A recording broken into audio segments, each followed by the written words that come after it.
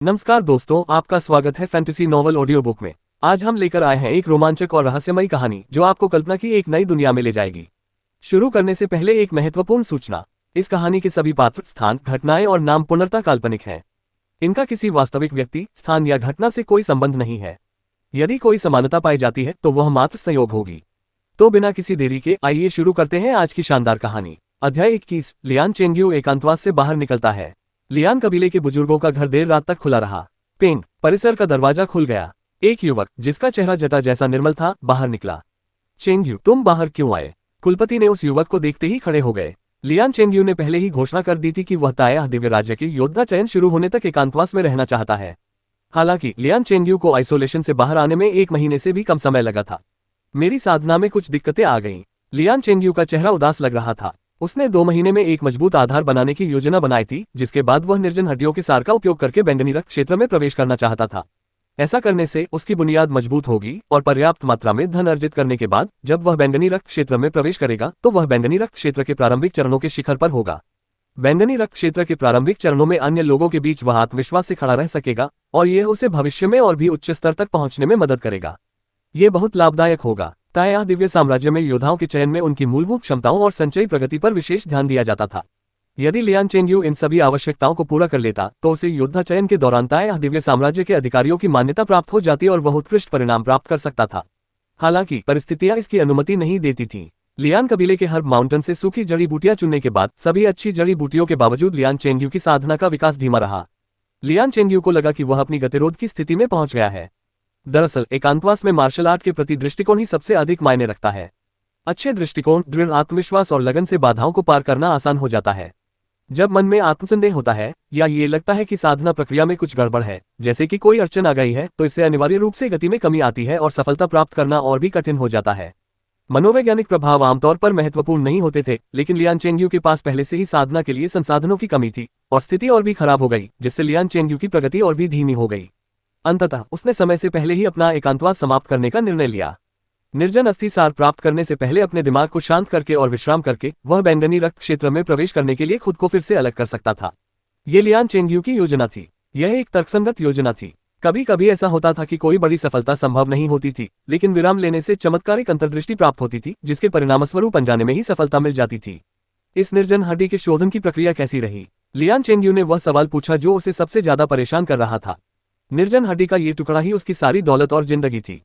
जी हाँ, सब कुछ योजना के अनुसार ही चल रहा है, लेकिन कुछ दिन पहले शोधन कार्य में लगे कुछ बेचारे ग्रामीणों को जहर हो गया था। पहले तो मैंने उन्हें कुछ दिन और इंतजार करने की योजना बनाई थी, लेकिन उनकी हालत बिगड़ती देख मैंने उन्हें खून पतला करने वाली गोलियां दे दी। अब वे सब ठीक हो चुके हैं और शोधन कार्य पर उनका कोई असर नहीं पड़ेगा। ये सुनकर लियान चेंग्यू ने भौहें सिकोड़ते हुए कहा, ये निकम्मे लोग सचमुच बेकार हैं। अभी कुछ ही दिन हुए हैं और ये फ्रॉस्ट पाइथन की निर्जीव हड्डियों के विष को सहन नहीं कर पा रहे हैं। रक्त पतला करने वाली गोलियां खाने के बाद इनकी शक्ति अत्यधिक कम हो जाएगी। ऐसी स्थिति में निर्जीव हड्डियों के शुद्धिकरण से पहले ही इनकी मृत्यु हो जाएगी। लियान चेंग्यू के शब्द निर्मम और अमानवीय थे। कुलपति को लगा कि वह हद से ज्यादा बोल रहे हैं और उन्होंने कहा, चेंग्यू, तुम बहुत ज्यादा मांग रहे हो। ये लोग मुश्किल से ही ठीक से खाना खाते हैं या ठीक से कपड़े पहनते हैं। ये लोग फ्रॉस्ट पाइथन के विष को कैसे सहन कर पाएंगे? इन्होंने लियान जनजाति के लिए पहले ही अपना बलिदान दे दिया है। भविष्य में जब तुम तेजी से तरक्की करोगे तो तुम्हें इनके परिवारों का ख्याल रखना होगा। समझ गया, लियान चेंग्यू ने गंभीर चेहरे से कहा। मुझे बस शोधन प्रक्रिया की चिंता है और डर है कि इसमें बेवजह देरी ना हो जाए। अगर ये लोग समय से पहले मर गए तो शोधन प्रक्रिया पर असर पड़ेगा। दादाजी, कृपया कबीले को और मदद जुटाने का आदेश भेज दीजिए। जितने ज्यादा लोग होंगे उतना अच्छा होगा। जितने ज्यादा लोग होंगे वे सभी फ्रॉस्ट पाइथन के विषैलेपन को साझा कर सकेंगे और ज्यादा समय तक जीवित रह सकेंगे। हालांकि रक्त पतला करने वाली गोली बहुत महंगी दवा नहीं है, लेकिन हमारे पास ज्यादातर पैसा खत्म हो चुका है, इसलिए हमें एक एक पैसा बचाना होगा। लियान चेंग्यू ने यह बात हल्के स्वर में कही। ये सुनकर कुलपति ने आह भरी। वह जानते थे कि भर्ती किए गए प्रत्येक व्यक्ति के बदले एक और जीवन का बलिदान होता है। बेचारे गरीब लोग भी बेकन के लिए उस वीरान हड्डी को परिष्कृत करने के काम में शामिल होने के लिए होड़ मचा रहे थे। लियान जनजाति के लिए मुझे लगता है कि ऐसा ही होना चाहिए। कुलपति ने विस्मय से कहा, यह बहुत दुख की बात है।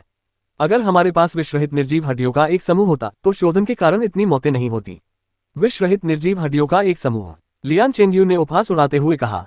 हमारे कबीले की आर्थिक स्थिति और उस अधूरी तकनीक पुस्तिका के साथ क्या हम विष रहित निर्जीव हड्डियों के एक समूह का आदान प्रदान कर पाते?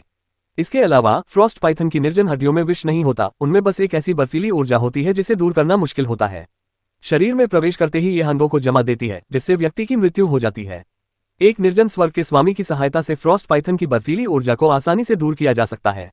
लेकिन एक निर्जन स्वर्ग का स्वामी इतनी कम गुणवत्ता वाली निर्जन हड्डी के विष को दूर करने में मदद क्यों करेगा? उनके हमारे लियान कबीले में आने की कोई संभावना ही नहीं थी।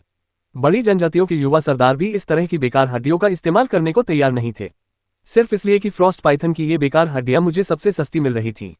जैसे कोई अमीर परिवार बची हुई हड्डियों को कुत्तों को खिला देता है, वैसे ही बड़ी जनजातियों के लिए मैं एक जंगली कुत्ते की तरह उनके जूठे टुकड़े खाने का इंतजार कर रहा हूँ। लियान चेंगयू ने अपने होठों को मरोड़ते हुए और मुट्ठियों को कसकर भींचते हुए, अपने नाखूनों को अपनी त्वचा में चुभोते हुए आत्मनिंदा वाले अंतिम शब्द कहे।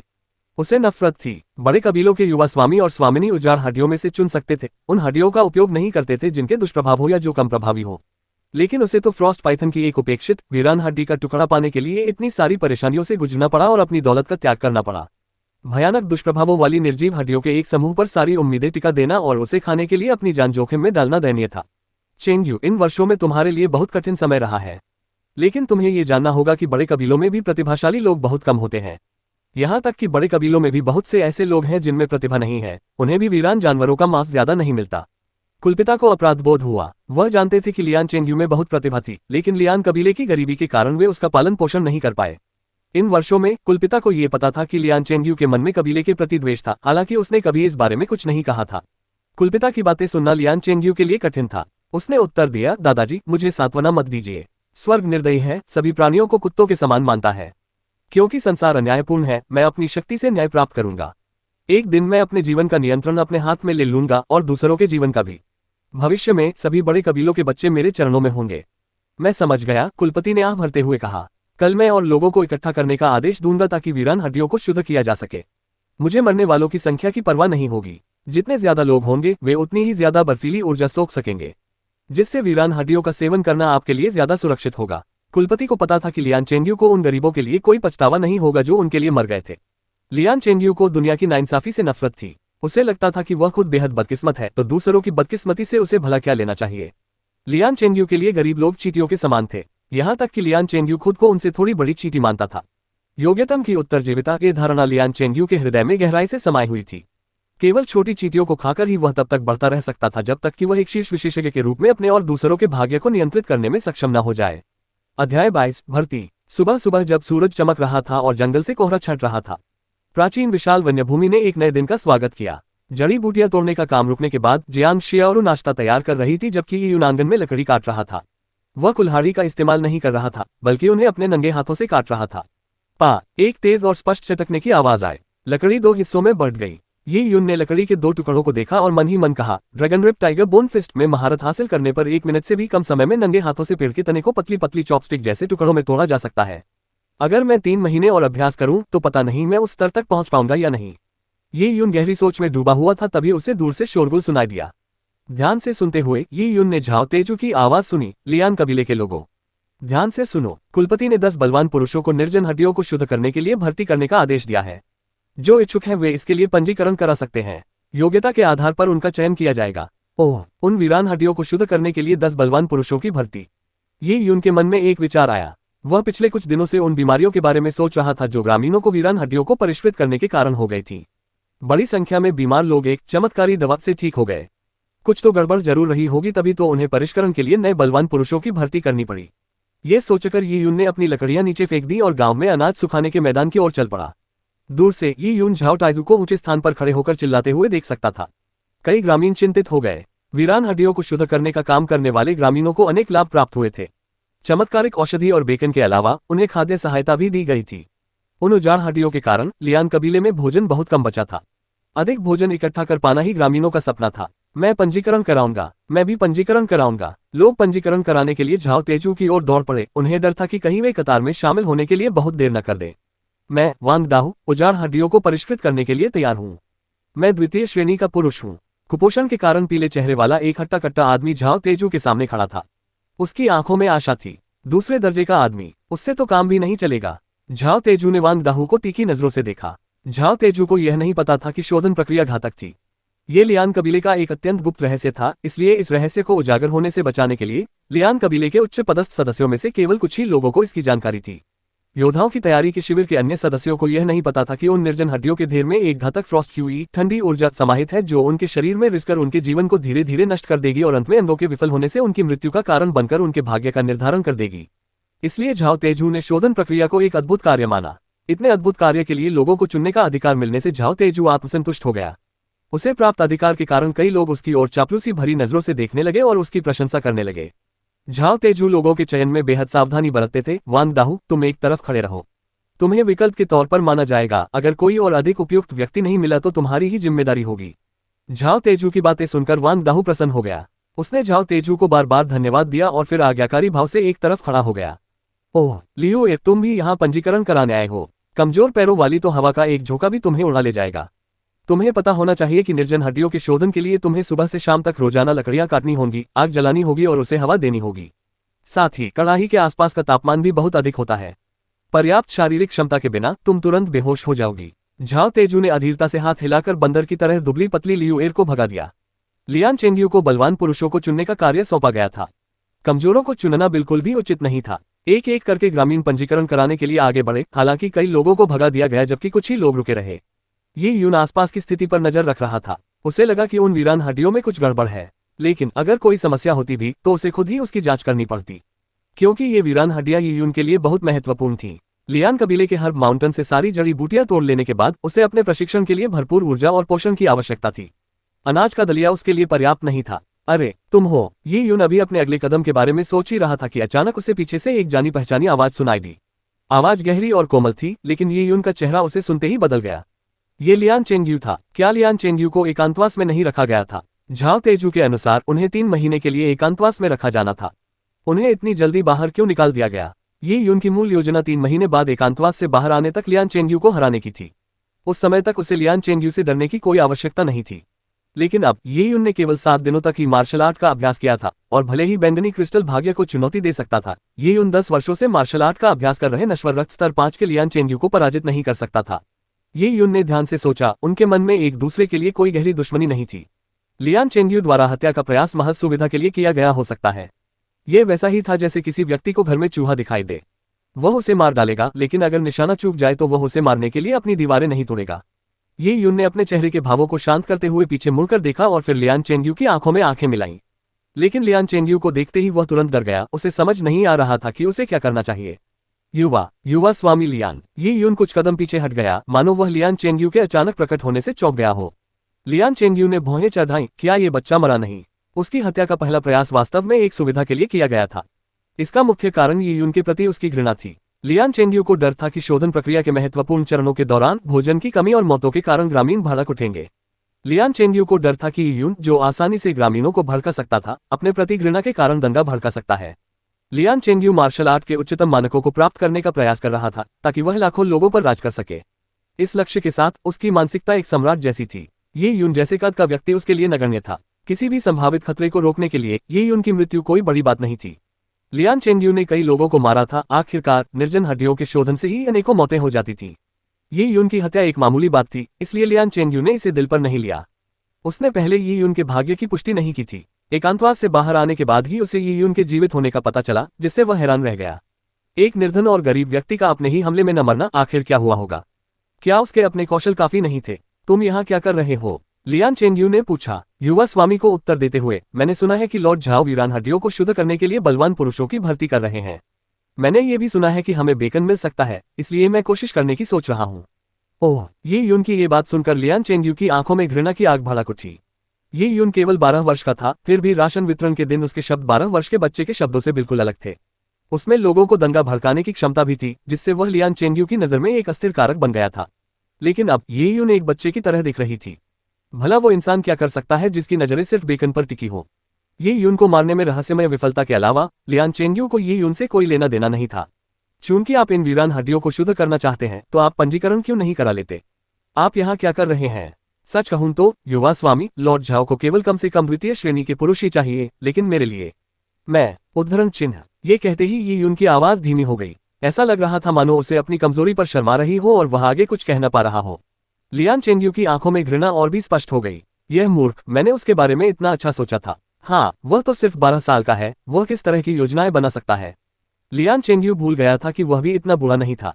वह केवल 17 वर्ष का था। 17 वर्ष के अन्य बच्चों में वह सबसे समझदार था, लेकिन फिर भी थोड़ा कम उम्र का था। उसने कभी सपने में भी नहीं सोचा था कि उसके सामने खड़ा 12 वर्षीय बच्चा एक वयस्क की आत्मा रखता है। चूंकि तुम्हारे अंदर साहस है और तुम लियान कबीले के लिए अपनी शक्ति समर्पित करने को तैयार हो, इसलिए मैं तुम्हें मना नहीं करूंगा। तुम्हारी महत्वाकांक्षा को देखते हुए तुम प्रशिक्षण के योग्य व्यक्ति हो। मैं तुम्हारे लिए एक अपवाद बना रहा हूं और तुम्हें एक मौका दे रहा हूं।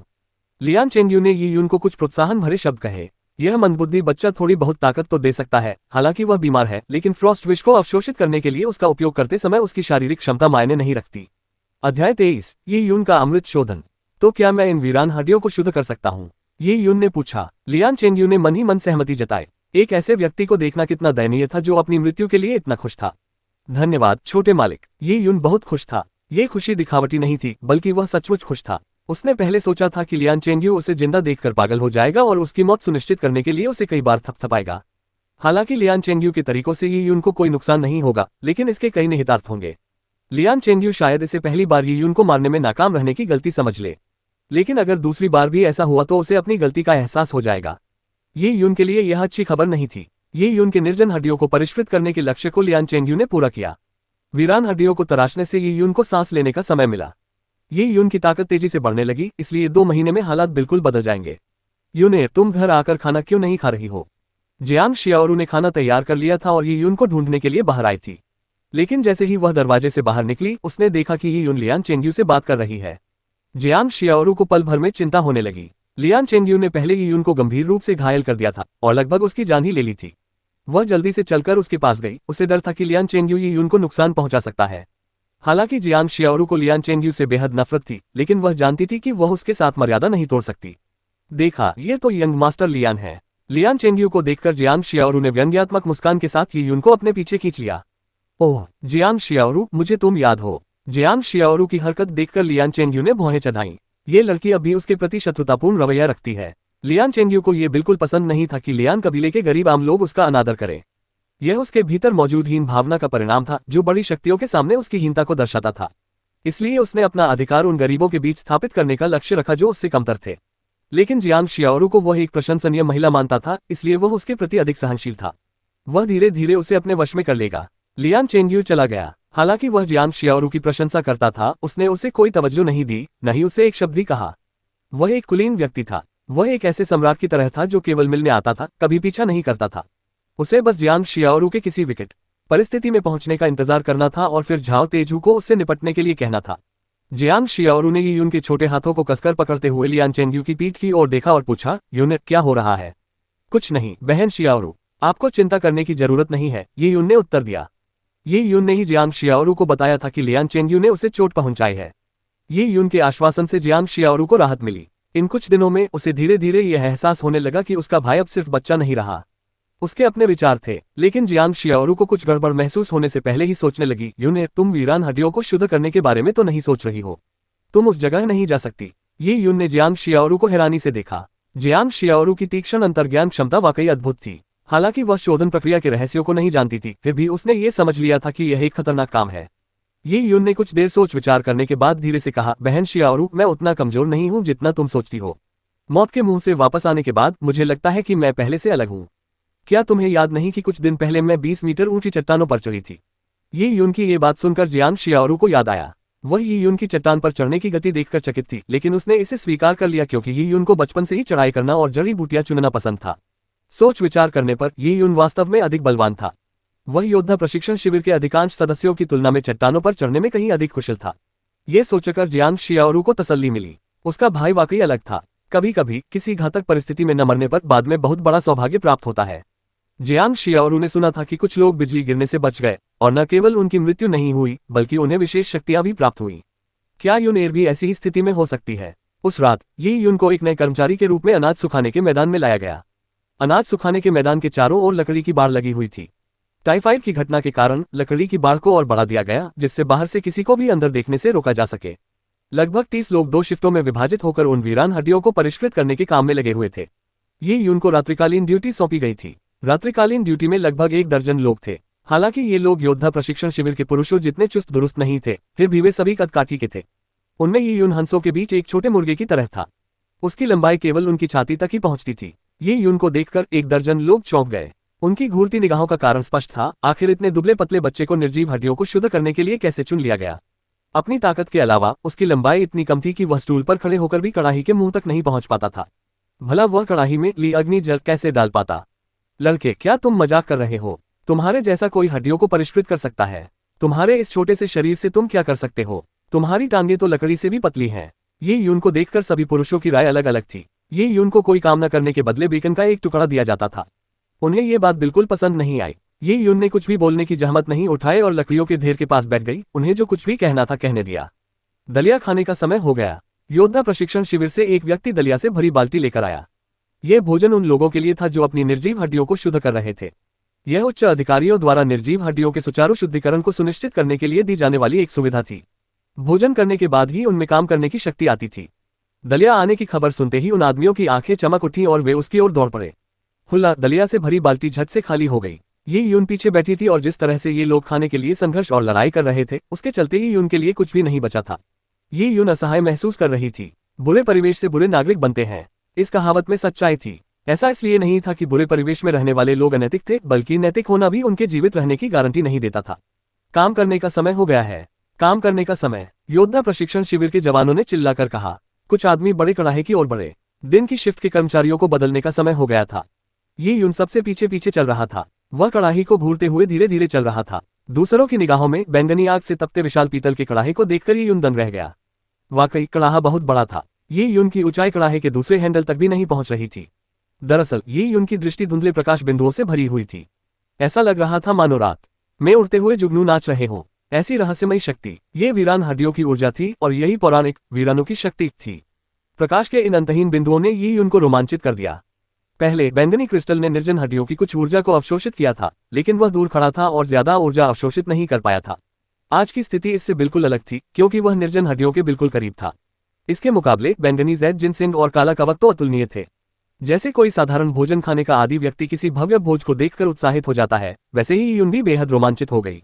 ये तो ऐसा था जैसे कोई चोर सम्राट की कब्र में घुस जाए या कोई नेवला मुर्गी खाने में चुपके से घुस जाए। उन निर्जन हड्डियों की सारी ऊर्जा उसी की थी। बच्चे, तुम क्या कर रहे हो? लकड़ी काटो, एक आदमी ने ये यून के सामने कुल्हाड़ी पटकने से पहले चिल्लाकर कहा। ये यून अपनी सुस्ती से जाग उठा और खुशी खुशी लकड़ी काटने लगा। इस लड़के को दिमाग की समस्या है, उस आदमी ने गुस्से में कहा। वह भी अपने काम में लग गया। उसे और बाकी लोगों को लकड़ियां काटने का काम सौंपा गया था। लकड़ी ही आग जलाने का मुख्य स्रोत थी। ये बहुत मजबूत और भारी थी। बैंगनी रंग की इस लकड़ी को काटने के लिए कुछ बलवान पुरुषों को काफी मेहनत करनी पड़ी।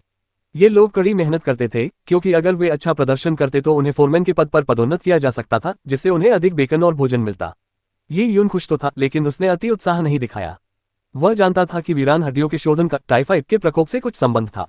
वह टाइफाइड के प्रकोप के कारण की पूरी तरह से जांच करना चाहता था। अगर पर्पल क्रिस्टल से इसका समाधान नहीं हो पाता तो चाहे इनाम कितना भी बड़ा क्यों न हो, ये यून भाग जाएगा। इसलिए जब भी यून बिना किसी खास उद्देश्य के लकड़ियां काट रहा था, तो वह ध्यान से लाल गर्म पीतल के कड़ाहे को देख रहा था। धीरे धीरे ये यून को समस्या समझ में आ गई। उस बड़े कड़ाहे से दो अलग अलग रंगों के प्रकाश बिंदु निकले। पहला बैंगनी रंग का था। यह मुख्यधारा का हिस्सा था। यह बिना किसी उद्देश्य के इधर उधर उड़ रहा था और ये यून ने महसूस किया कि अगर वह ध्यान केंद्रित करे तो ये प्रकाश बिंदु उसकी ओर उड़कर आएंगे। बैंगनी क्रिस्टल के ये यून के हृदय में समाहित हो जाने के बाद ये यून को यह एहसास हुआ कि नश्वर रक्त के दूसरे स्तर में प्रवेश करने के बाद से वह बैंगनी क्रिस्टल द्वारा अवशोषित की जाने वाली मात्रा को नियंत्रित कर सकता है।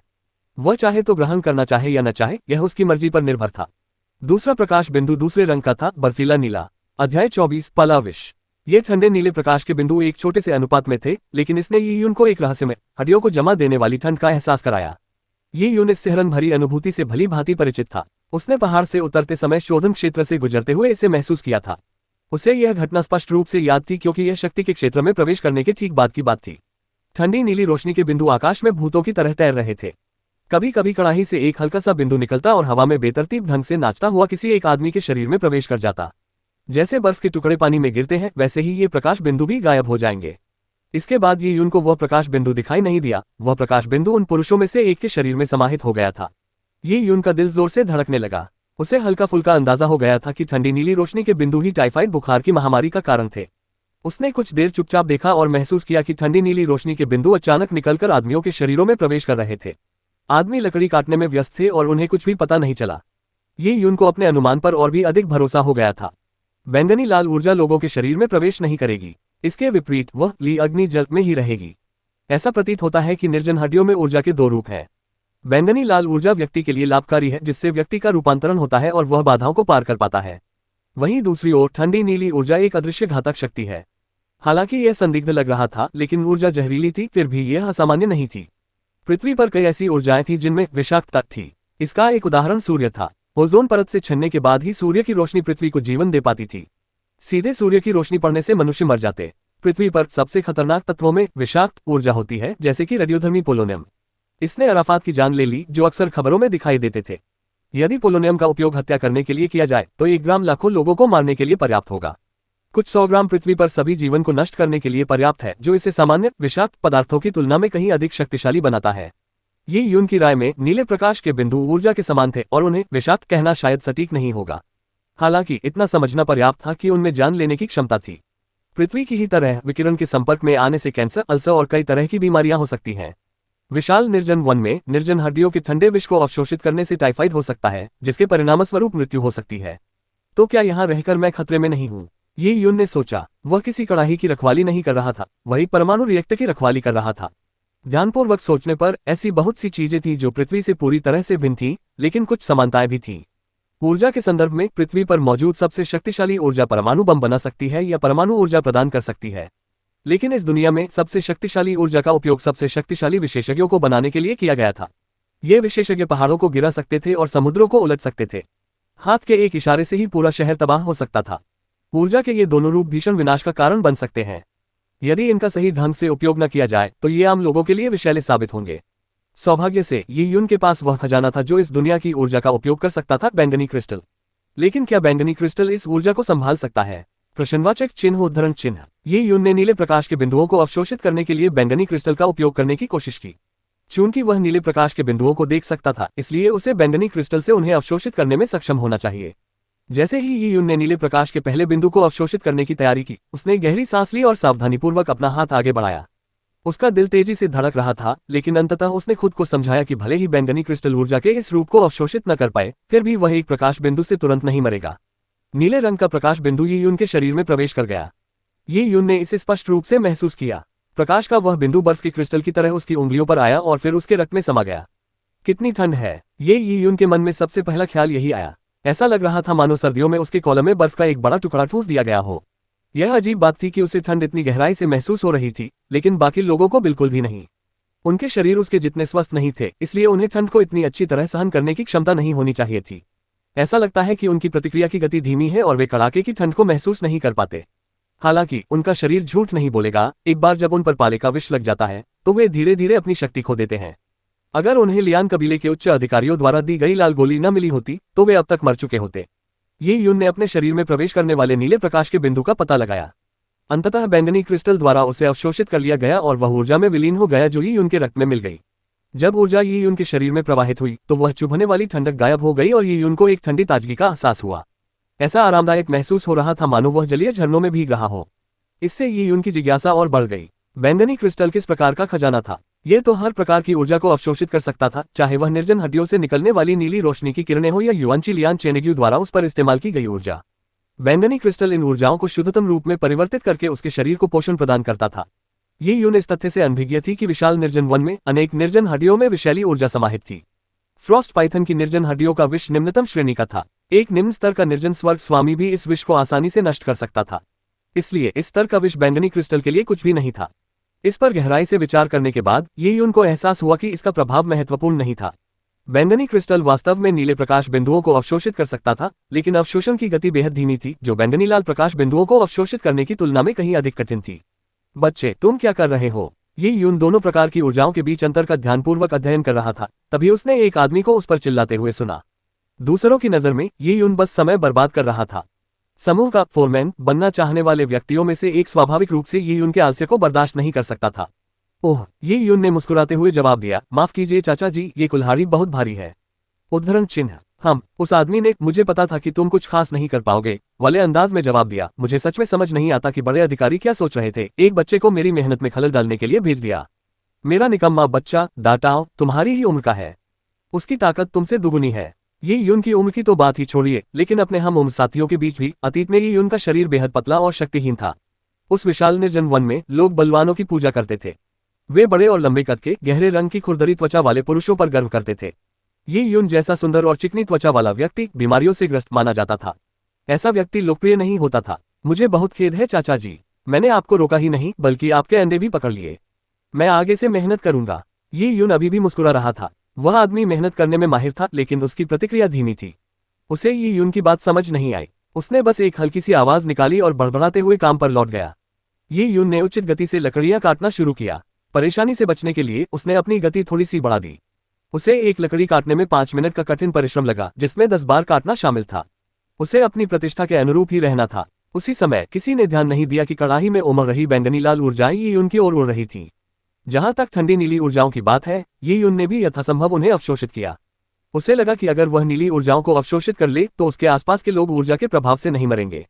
दुर्भाग्यवश बैंगनी क्रिस्टल नीली ऊर्जाओं को अवशोषित करने में पूरी तरह से कारगर नहीं था। उसके आसपास मौजूद लोगों के शरीरों में अभी भी थोड़ी मात्रा में ऊर्जा प्रवेश कर रही थी। ये देखकर ये यून के मन में मिलीजुली भावनाएं थीं। हालांकि ये लोग अच्छे नहीं थे, लेकिन वे मरने के लायक नहीं थे। फिर भी वो उन्हें बचा नहीं सका। अगर उसने सच बता दिया तो वे लोग न केवल उस पर विश्वास नहीं करेंगे, बल्कि इनाम के तौर पर बेकन पाने के लिए उसे अफवाह फैलाने वाला बताकर लियान चेंगयू के सामने उसकी शिकायत भी कर सकते हैं। ये लोग निश्चित रूप से ऐसा करने में सक्षम थे। अगर ऐसा हुआ तो ये यून की हालत बेहद खराब हो जाएगी। उस विशाल निर्जन वन में कमजोरों को अपने कष्टों को स्वीकार करना ही पड़ा। इसके अलावा कोई और रास्ता नहीं था। सुअरों, मवेशियों और भेड़ों की तरह उन्होंने कुछ भी गलत नहीं किया था, लेकिन उन्हें कैद में रखा गया और मनुष्यों द्वारा उनका वध किया गया। इसका एकमात्र कारण ये था कि वे कमजोर थे, और उस विशाल जंगल में कमजोर होना एक दोष था। कमजोर होने से आप अपना भाग्य स्वयं तय नहीं कर पाते थे। कमजोर होने से आप कुचले जा सकते थे। अध्याय 25, स्वयं को नुकसान पहुंचाने वाली साधना। पूरी रात वीरान हड्डियों को परिष्कृत करने के बाद भी ये यून बिना किसी संकोच के वीरान हड्डियों के भीतर की ऊर्जा को अवशोषित नहीं कर सका। ये यून को एहसास हुआ कि उसकी ग्रहण करने की भी एक सीमा है, जिसके बाद उसे तृप्ति का अनुभव होता है। ठीक वैसे ही जैसे भोजन करते समय एक ऐसा बिंदु आता है जब कोई और नहीं खा सकता। यदि वह ऊर्जा को अवशोषित करना जारी रखता है तो उसे अपने शरीर के भीतर ऊर्जा का एक अशांत प्रवाह महसूस होगा, जिससे उसका शरीर सुन्न हो जाएगा। इस समय ये यून को भरपूर शक्ति का एहसास हो रहा था और उसे इसे व्यक्त करने की आवश्यकता थी। वह पहाड़ों पर खेती करने के लिए बेताब था। भोर तक बेसब्री से इंतजार करने के बाद दिन की शिफ्ट में ये यून की जगह दूसरे कर्मचारी आ गए। ये यून दौड़कर पीछे के पहाड़ों की ओर भागा। वह पहले तो पहाड़ के प्रवेश द्वार तक धीमी गति से दौड़ा था, लेकिन जब वहां कोई नहीं था तो वह हवा की तरह दौड़ने लगा। वह एक फुर्तीले हिरण की तरह था। एक साधारण छलांग में ही वह 5 से 6 मीटर की दूरी तय कर लेता था। 3 मीटर ऊंचे एक बड़े पत्थर को छलांग लगाकर पार किया गया और 5 मीटर ऊंचे एक पेड़ को बीच से होकर पार किया गया। ये यून दौड़ नहीं रही थी, बल्कि जमीन से चिपकी हुई उड़ रही थी। पहाड़ी इलाका जटिल था, लेकिन ये यून की तेज इंद्रियों के आगे कोई भी इलाका उसके लिए बाधा नहीं था। वह पहाड़ की चोटी तक दौड़ा और दूसरी तरफ से घाटी से नीचे उतरकर पहाड़ के पिछले हिस्से तक पहुंचा। इस दौरान ये यून ने एक बार भी आराम नहीं किया। यात्रा के दौरान वह लगातार गहरी सांसें लेता रहा। उसका दिल एक ही गति से धड़क रहा था, धीमा लेकिन मजबूत। 1 घंटे तक दौड़ने के बाद ये यून आखिरकार रुक गया। इतनी लंबी दौड़ के बाद भी न तो उसका चेहरा लाल हुआ था और न ही उसकी धड़कन तेज हुई थी। दौड़ना भी एक प्रकार का साधना अभ्यास था। दूरी तय करने के बाद ये यून को दौड़ते समय आए पसीने का आनंद मिला। ये स्थान गांव से सबसे दूर था और सुरक्षित था। इससे आगे जाने पर वह वंडरलैंड की सुरक्षा से बाहर निकल जाता और उसका सामना विशालकाय और निर्जन जीवों से हो सकता था। ये यून की वर्तमान शक्ति को देखते हुए अगर उसका सामना किसी निर्जन जानवर से हुआ तो उसकी मृत्यु निश्चित थी। यहाँ वनस्पति घनी नहीं थी। जमीन पर जगह जगह काले पत्थरों के कुछ टुकड़े बिखरे हुए थे। ये काला लौह पत्थर था। काला लौह पत्थर स्टील जितना भारी था और सामान्य चट्टानों से कई गुना अधिक मजबूत था। यहाँ तक कि काई जो चट्टानों को तोड़ सकती है भी काले लौह पत्थर पर नहीं उग सकती थी। ये यून जिस जगह खड़ी थी वह एक चट्टान के नीचे का समतल इलाका था। इसका व्यास लगभग 30 मीटर था। चट्टान के ऊपर एक झरना था। पानी की अनगिनत बूंदें हवा के झोंकों में नाचती और उड़ती हुई सूर्य की रोशनी को पकड़ रही थी और धुंध में इंद्रधनुष बना रही थी। यह दृश्य पृथ्वी पर एक आकर्षक पर्यटन स्थल हो सकता है। झरना चौड़ा तो नहीं था, लेकिन उसकी ऊंचाई बहुत अधिक थी, 100 मीटर से भी अधिक। उग्र जलधारा लगातार नीचे की ओर बहती जा रही थी। उसकी गड़गड़ाहट दूर दूर तक सुनाई दे रही थी। ये यून ने पहले से ही इस साधना स्थल को विशेष रूप से झरने के कारण चुना था। ये यून ने गहरी सांस ली और अपने शरीर में ऊर्जा का संचार किया। उसका कठिन प्रशिक्षण फिर से शुरू होने वाला था। 10 मील के दायरे में किसी के भी न होने वाले एकांत पर्वतीय जंगल में ये यून ने ड्रैगन रिप टाइगर बोनफिस्ट की प्रत्येक मुद्रा का अभ्यास किया। पहाड़ के पीछे पत्थरों की कोई कमी नहीं थी। ये यून ने जानबूझकर काले लौह पत्थर से ढकी एक समतल जमीन चुनी थी। ये यून काले लोहे के पत्थर के सामने खड़ी हो गई और उस पर मुक्के बरसाने लगी। मांस और खून से बनी मात्र मुठ्ठियां भला उस निर्जीव काले लोहे के पत्थर को कैसे तोड़ सकती है। ये यून ने दांत पीसते हुए कहा, 1 मुक्का, 2 मुक्के, 3 मुक्के, 10 मुक्के, 20 मुक्के। उसने हर मुक्के में अपनी पूरी ताकत लगा दी। शुरुआती कुछ मुक्कों से मुट्ठियों पर चोट के निशान पड़ गए। मुट्ठियों से खून निकलने लगा और दर्द असहनीय था। अंत में जैसे जैसे मुक्के पड़ते गए उसके जोड़ों में कंपन होने लगी। दर्द उसकी उंगलियों से लेकर दिल तक फैल गया। यह एक अवर्णनीय दर्द था, लेकिन ये यून ने दांत पीसकर इसे सहन किया। उसका चेहरा पसीने से भीगा हुआ था, उसके होंठ सफेद पड़ गए और चेहरा पीला पड़ गया। ये यून तब तक रुका जब तक उसकी मुट्ठियों की सतह मांस की जगह लगभग हड्डियों जैसी नहीं रह गई। इसके बाद उसने चट्टान को लात मारना शुरू कर दिया। वह तब तक लात मारता रहा जब तक उसके पैरों पर चोट के निशान नहीं पड़ गए। वह मुश्किल से खड़ा हो पा रहा था। थोड़ी देर आराम करने के बाद ये यून ने अपने कंधों और पीठ से चट्टान पर प्रहार करना शुरू कर दिया। ये यून ने अपने शरीर के हर संभव अंग का इस्तेमाल किया, लेकिन अंततः वह काले लौह पत्थर का कुछ भी नहीं बिगाड़ सका। इसके बजाय उसका शरीर कटने और चोट के निशानों से भर गया। दर्द। ये यून जमीन पर लेट गया। उसका शरीर बिल्कुल कमजोर हो चुका था और उसकी दृष्टि भी धुंधली हो गई थी। उन्होंने अपनी सांस पर ध्यान केंद्रित किया और अपनी ऊर्जाओं को प्रसारित करने के लिए ड्रैगन रिप टाइगर बोनफिस्ट तकनीक के सिद्धांतों का पालन किया। यह आत्मपीड़ादायक साधना विधि थी जिसे ये यून ने पहले कभी आजमाने की हिम्मत नहीं की थी। हालांकि कुछ घंटे पहले ही ये यून ने फ्रॉस्ट पाइथन की वीरान हड्डियों से प्राप्त ऊर्जा का भरपूर सेवन कर लिया था। वीरान हड्डियों में समाहित ऊर्जा को वीरान की शक्ति कहा जाता था। ये किसी भी साधक के लिए एक महान उपहार था। पावर ऑफ डेसोलेट्स की तुलना में लियान क्लैन हर्ब माउंटेन में मौजूद हर्बल एसेंस नगण्य था। यहां तक कि 100 साल पुरानी जड़ी बूटी में भी कमी रह जाएगी। विनाश की शक्ति के समर्थन से ही ये यून ने इस प्रकार के आत्मपीड़ादायक अभ्यास को करने का साहस किया। इस अभ्यास को ड्रैगन रिप टाइगर बोनफिस्ट के टाइगर क्लॉस स्माइट रॉक्स के रूप में दर्ज किया गया था, जो हड्डियों को प्रशिक्षित करने की एक विधि है। उस पत्थर से उसकी हड्डियों को तोड़ना एक बेहद दर्दनाक और कठिन प्रक्रिया थी। दृढ़ संकल्प के बिना यह असंभव था। लगातार प्रयास करने के बावजूद उसे इसे चलाने के लिए संसाधनों की आवश्यकता थी। अगर ऐसा नहीं हुआ तो हड्डियों को प्रशिक्षित करने के बजाय व्यक्ति विकलांग हो सकता है। सीमित संसाधनों के कारण योद्धा तैयारी शिविर के सदस्यों ने टाइगर क्लॉस स्माइट रॉक्स का प्रयास करने का साहस नहीं किया। बड़ी जनजातियों में केवल प्रतिभाशाली लोग ही निर्जन पशुओं का मांस खाकर और उनके रक्त में नहाकर इस तरह की चोटों को सहन कर सकते थे। ये यून के शरीर में विनाश की शक्ति तेजी से फैल गई। उसके घावों में खुजली होने लगी, जो उसके घावों के ठीक होने का संकेत था। वे वीरान हड्डियां वाकई उत्कृष्ट थीं, साथ ही बैंगनी क्रिस्टल द्वारा किया गया शुद्धिकरण भी सराहनीय था। उसके शरीर को ठीक करने के लिए इस्तेमाल की गई ऊर्जा अविश्वसनीय गति से थी, जो नग्न आंखों से दिखाई दे रही थी। ड्रैगन रिप टाइगर बोनफिस्ट द्वारा हड्डियों को प्रशिक्षित करने के लिए इस्तेमाल की जाने वाली विधि, जिससे विनाश की शक्ति उन घावों को ठीक कर सके, लोहे की ढलाई के समान एक साधना विधि थी। तलवारों को गढ़ने की विधि ये थी कि एक अद्वितीय तलवार बनाने के लिए गर्म इस्पात की तलवार पर बार बार प्रहार किया जाता था। ये यून की वर्तमान साधना तलवार गढ़ने के समान थी। उसने अपने शरीर को कच्चे स्टील की तरह और काले लोहे के पत्थर को निहाई की तरह माना। बार बार प्रहार करके उसने अपने शरीर को साधना के एक रूप में गढ़ा। 6 घंटे आराम करने के बाद ये यून को लगा कि वह ठीक हो गया है। उसके हाथों पर पपड़ी जम गई थी, इसलिए इससे उसकी गतिविधियों पर कोई असर नहीं पड़ा। ये यून ने अपने घावों को कपड़े से लपेटा और बिना किसी झिझक के झरने में छलांग लगा दी। छप छप पानी उसके शरीर पर ऐसे टकराया मानो 1000 पाउंड का हथौड़ा चल रहा हो। झरने के नीचे एक गहरा कुंड था। झरने के निरंतर प्रभाव से जलकुंड की गहराई अज्ञात थी। जमीन से देखने पर जलकुंड पन्ना हरे रंग का दिखाई देता था और उसका कोई स्पष्ट तल नहीं था। यह सबसे गहरा जल निकाय था जिसे ये यून को लियान कबीले के क्षेत्र के आसपास पाया जा सका। ये यून ड्रैगन रिप टाइगर बोनफिस्ट की एक और मुद्रा का अभ्यास कर रही थी, विशाल जल में ड्रैगन नृत्य। वास्तव में विशाल जल में ड्रैगन नृत्य का अभ्यास इस प्रकार नहीं किया गया था। विशाल जल से तात्पर्य समुद्र से था, लेकिन उस विशाल निर्जन क्षेत्र में कोई समुद्र नहीं था। ये यून केवल एक झरने के कुंड का ही उपयोग कर सकता था। विशाल जल में ड्रैगन नृत्य शरीर के आंतरिक अंगों को प्रशिक्षित करने की एक तकनीक थी। ये यून जितना अधिक ड्रैगन रिप टाइगर बोनफिस्ट का अभ्यास करता था, उतना ही वह इसकी बारीकियों को समझने लगता था। एक योद्धा की ताकत और ऊर्जा को आसानी से विकसित किया जा सकता था, लेकिन नसों, हड्डियों और आंतरिक अंगों को विकसित करना कहीं अधिक कठिन था। ड्रैगन रिप टाइगर बोनफिस्ट की मुद्रा में एक योद्धा Fierce Tiger Descends the Mountain के माध्यम से अपनी नसों को धनुष की डोरी की तरह खींचकर उन्हें अत्यधिक मजबूत बना सकता है। टाइगर क्लॉस स्माइट रॉक्स का उपयोग करके वह हड्डियों को बार बार गढ़े जा रहे स्टील की तरह प्रशिक्षित कर सकता था। अंगों के प्रशिक्षण की बात करें तो यह और भी कठिन था।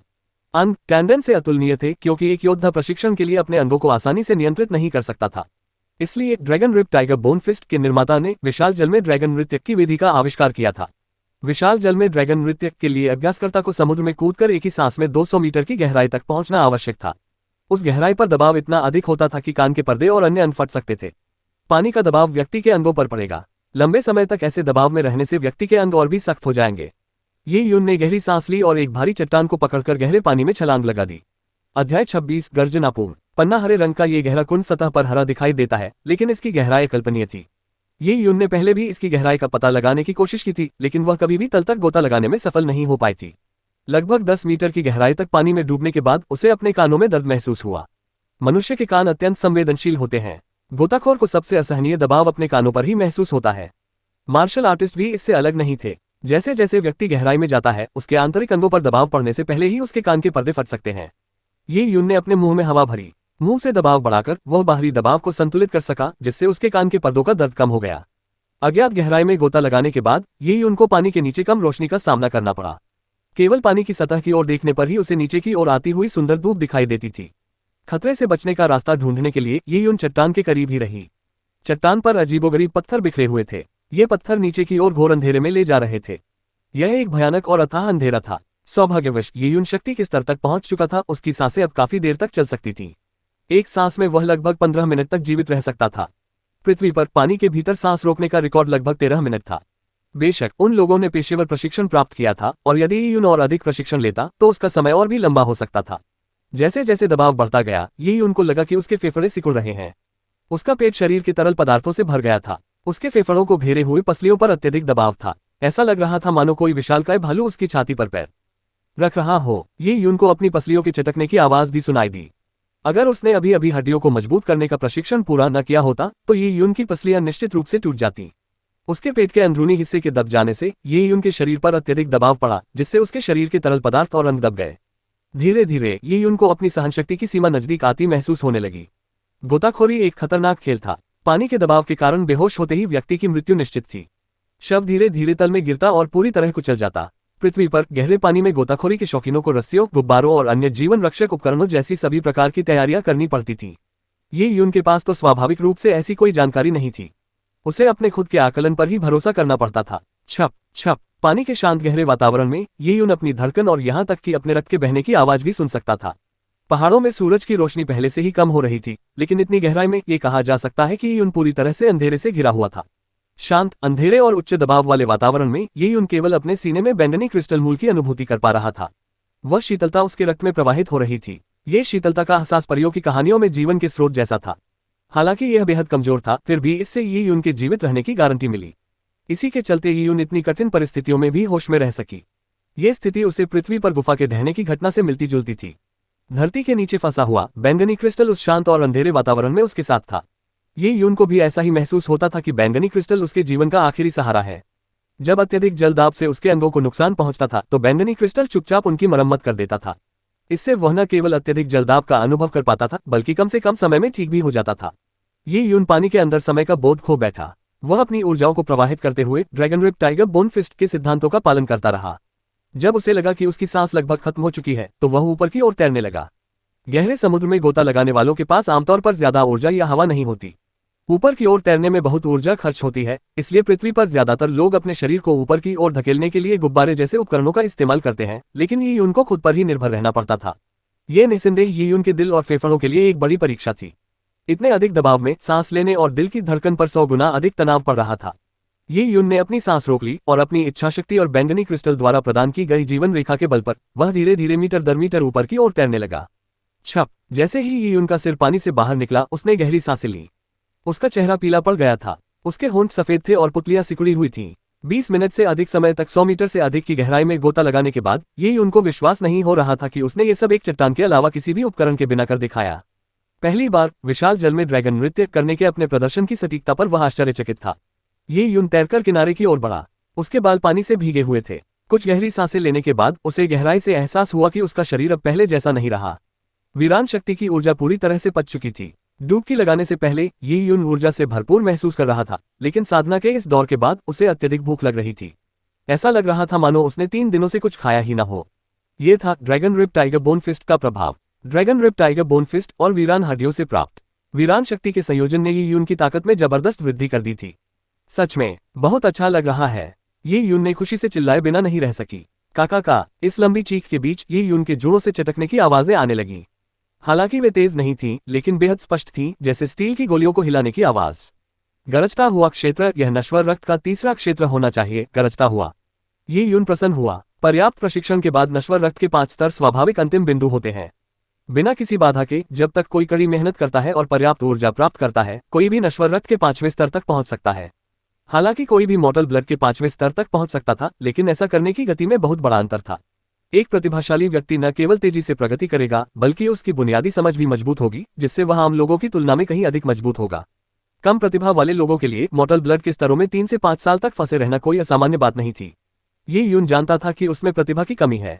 अंतरिक्ष समय से गुजरने के बाद वह एक सामान्य व्यक्ति बन गया था जो दुबला पतला और कमजोर था। उसकी ताकत इतनी कम थी कि वह 30 किलो का पत्थर ही उठा सकता था। ऐसे शरीर की प्रतिभा किसी भी तरह से अच्छी नहीं हो सकती थी। यह शायद वीरान हड्डियों को तराशने वाले पुरुषों में से एक व्यक्ति के बेटे दाटू से बहुत दूर नहीं था। लेकिन बैंगनी क्रिस्टल की मदद से ये यून की साधना में जबरदस्त सुधार हुआ। आधे महीने में ही वह नश्वर रक्त के तीसरे स्तर पर पहुंच गया था। तो क्या उसके लिए ताया डिवाइन किंगडम के योद्धा चयन में 2.5 महीने के भीतर पर्पल ब्लड वॉरियर बनना संभव था? इस छोटे से कबीले में एक बैंगनी रक्त योद्धा के होने से लोगों में सनसनी और उन्माद पैदा हो जाएगा। चाहे वह कोई भी हो, अगर वह लियान कबीले में पर्पल ब्लड वॉरियर बन जाता तो उसकी पूजा की जाती। जनजाति में उसका सर्वोच्च सम्मान होगा और जीवन मृत्यु का निर्णय करने की पूर्ण शक्ति उसी के पास होगी।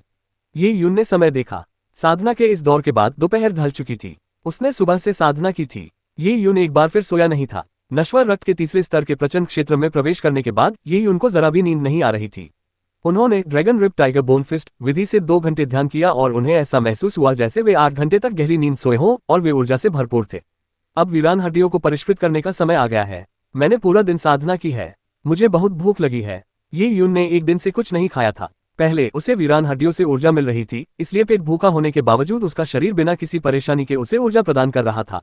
लेकिन Dragon rib tiger bone Fist से गहन प्रशिक्षण प्राप्त करने के बाद ये यून के शरीर के भीतर की निर्जीव अस्थि ऊर्जा समाप्त हो गई थी, इसलिए उसकी भूख कहीं अधिक असहनीय हो गई थी। आकाश के रंग से लग रहा था कि सूरज डूबने वाला है।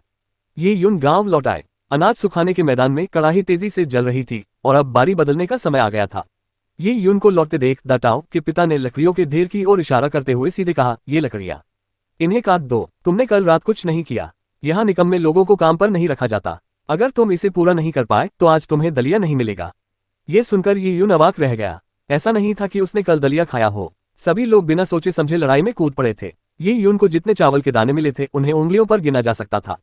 चावल के दलिया से भरी बाल्टी को उसने इतनी अच्छी तरह से पी और चाट लिया था कि उसे साफ करने की भी जरूरत नहीं पड़ी। ये यून कोने में बैठ गई और धीरे धीरे लकड़ी काटने लगी। ये लकड़ी एक पूरी तरह विकसित टांग जितनी मोटी थी। आग को समान रूप से जलाने के लिए इसे पहले छोटे छोटे टुकड़ों में काटना पड़ा। किसी को पता भी नहीं चला और जैसे ही ये यून लकड़ी काट रहा था, कड़ाही से निकली लाल और नीली रोशनी की एक चादर ने उसे ढक लिया। पहले ये यून ने जड़ी बूटियों से सारी ऊर्जा अवशोषित नहीं की, बल्कि लियान चेंग्यू के लिए कुछ सूप छोड़ दिया, क्योंकि उसे डर था कि लियान चेंग्यू को कुछ गड़बड़ का एहसास हो जाएगा। लेकिन इस बार निर्जन हड्डियों के लिए मामला अलग था। ये यून निर्जन हड्डियों से सारी ऊर्जा सोखने और अपनी शक्ति को तेजी से बढ़ाने के लिए दृढ़ संकल्पित था।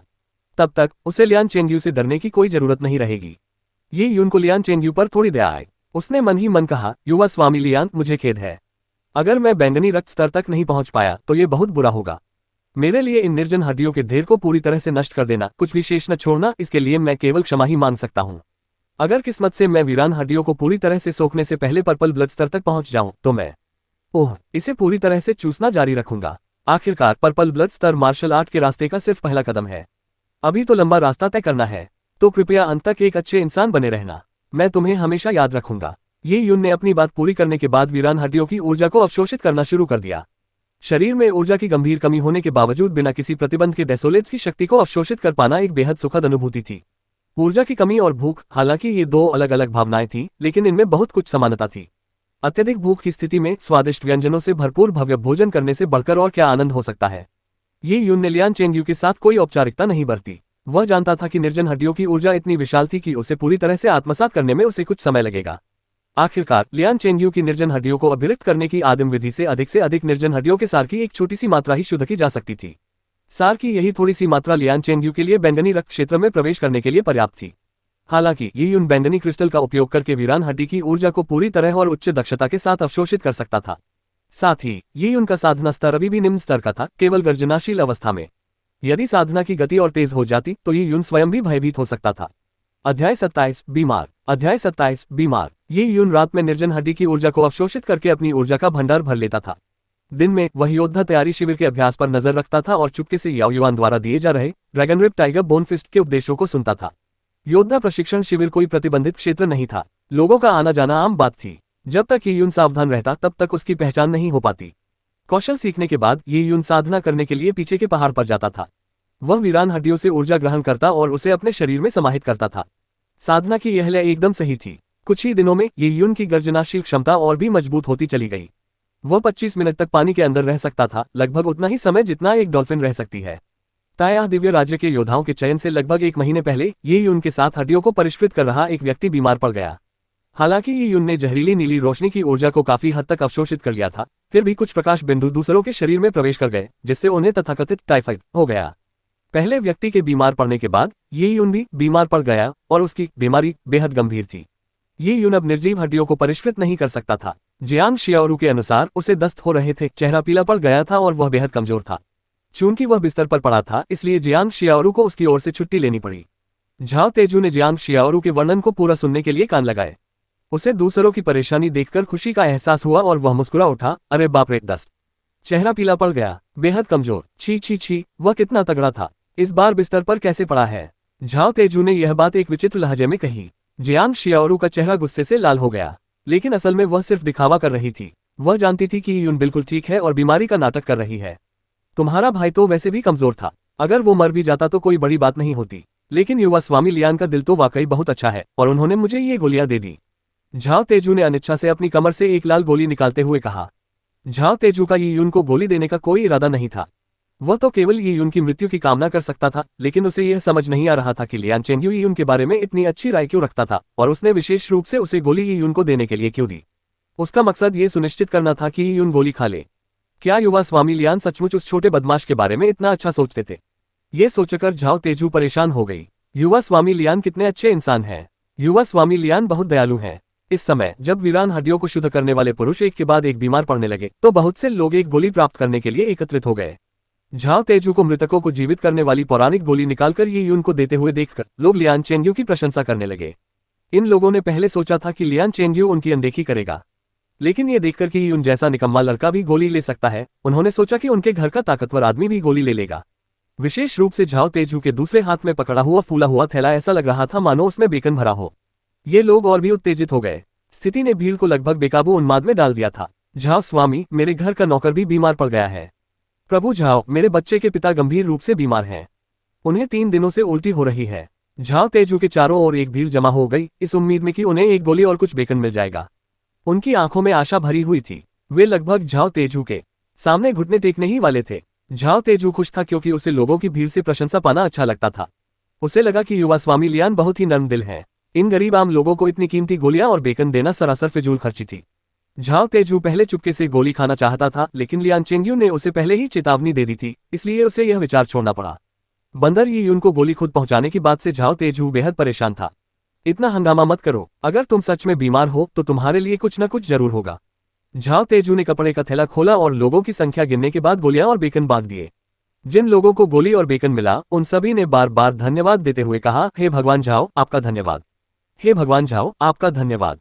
तुम मुझे किस लिए धन्यवाद दे रहे हो? तुम्हें युवा स्वामी लियान को धन्यवाद देना चाहिए। युवा स्वामी लियान जनजाति के लिए तुम्हारे बलिदान को याद रखेंगे। जब तक तुम हड्डियों को शुद्ध करने में कड़ी मेहनत करते रहोगे, युवा स्वामी लियान और जनजाति तुम्हें निराश नहीं करेंगे। झाओ तेजू ने यह बात उपलब्धि के भाव से कही। उसे यह भ्रम था कि वह लियान कबीले के उच्च वर्ग का प्रतिनिधित्व कर रहा है। वास्तव में उस क्षण झाओ तेजू को लगा कि वह लियान कबीले के उच्च वर्ग का ही सदस्य है। जी हाँ, धन्यवाद युवा स्वामी लियान। ये कहते हुए कुछ लोग घुटने टेककर कुलपति के परिसर की ओर प्रणाम करने लगे। झाओ तेजू परिणाम से प्रसन्न था। उसने अधिकांश गोलियां और बेकन बांट दिए थे। बेकन के 2 टुकड़े बचे थे, जिनमें से एक सबसे बड़ा और दूसरा सबसे छोटा था। बेशक सबसे बड़ा टुकड़ा उसने अपने लिए ही रखा था। जब लियान चेंग्यू ने उसे बेकन बांटने की अनुमति दी, तब तक उसने सबसे बड़ा टुकड़ा अपने लिए आरक्षित कर लिया था। बेकन के टुकड़ों की गिनती की गई थी, इसलिए अगर एक टुकड़ा कम होता तो समस्या हो जाती। इसका समाधान ये था कि बेकन के दूसरे सबसे बड़े टुकड़े में से एक छोटा सा टुकड़ा काट लिया जाए। बेशक ये बेकन का सबसे छोटा टुकड़ा था। उसने बेकन का ये सबसे छोटा टुकड़ा जियांग शियाओरू को दे दिया। ये तुम्हारा है, झाओ तेजू ने सीधे सीधे कह दिया। तुम। बेकन का छोटा सा टुकड़ा देखकर जियांग शियाओरू समझ गई कि झाओ तेजू ने जानबूझकर ऐसा किया है। हालांकि उसे पता था कि बहस करने का कोई फायदा नहीं है, इसलिए उसने बेकन का टुकड़ा स्वीकार कर लिया। यून एर ने काफी समय से मांस नहीं खाया था। तुम्हारा भाई कैसा है? झाओ तेजू ने आलस भरे लहजे में बेकन का सबसे बड़ा टुकड़ा अपने पास रखते हुए पूछा। क्या मैंने पहले ऐसा नहीं कहा था? जियांग शियाओरू ने तीखे स्वर में उत्तर दिया। हे चलो मैं तुम्हारे पीछे पीछे चलता हूँ।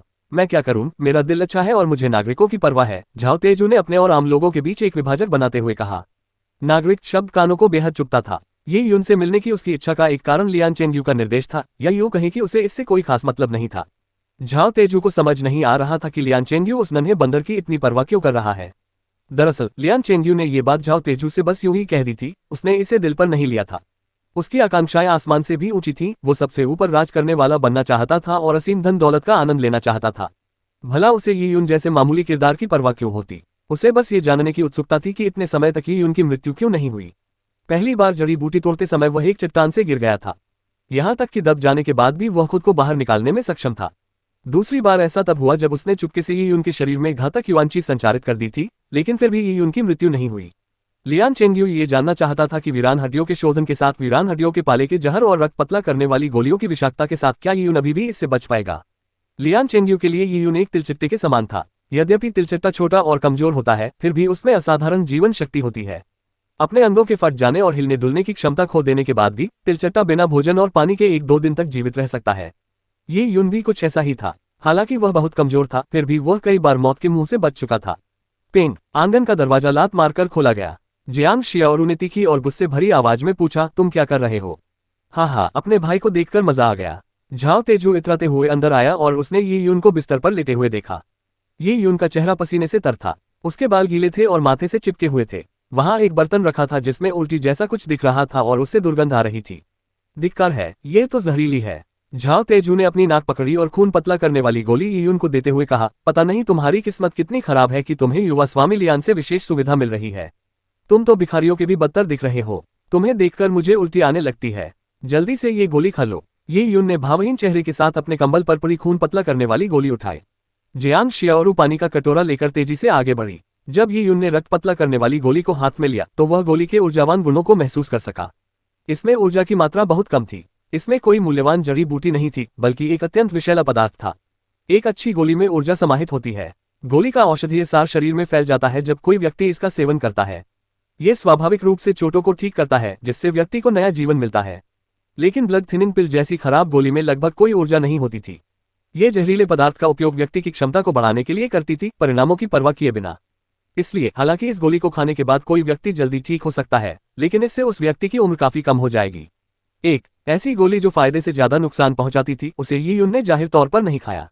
हालांकि झाओ तेजू बगल से देख रहा था, लेकिन यी यून के लिए उसे धोखा देना मुश्किल नहीं था। उसने खून पतला करने वाली गोली खाई और एक घूंट पानी पिया।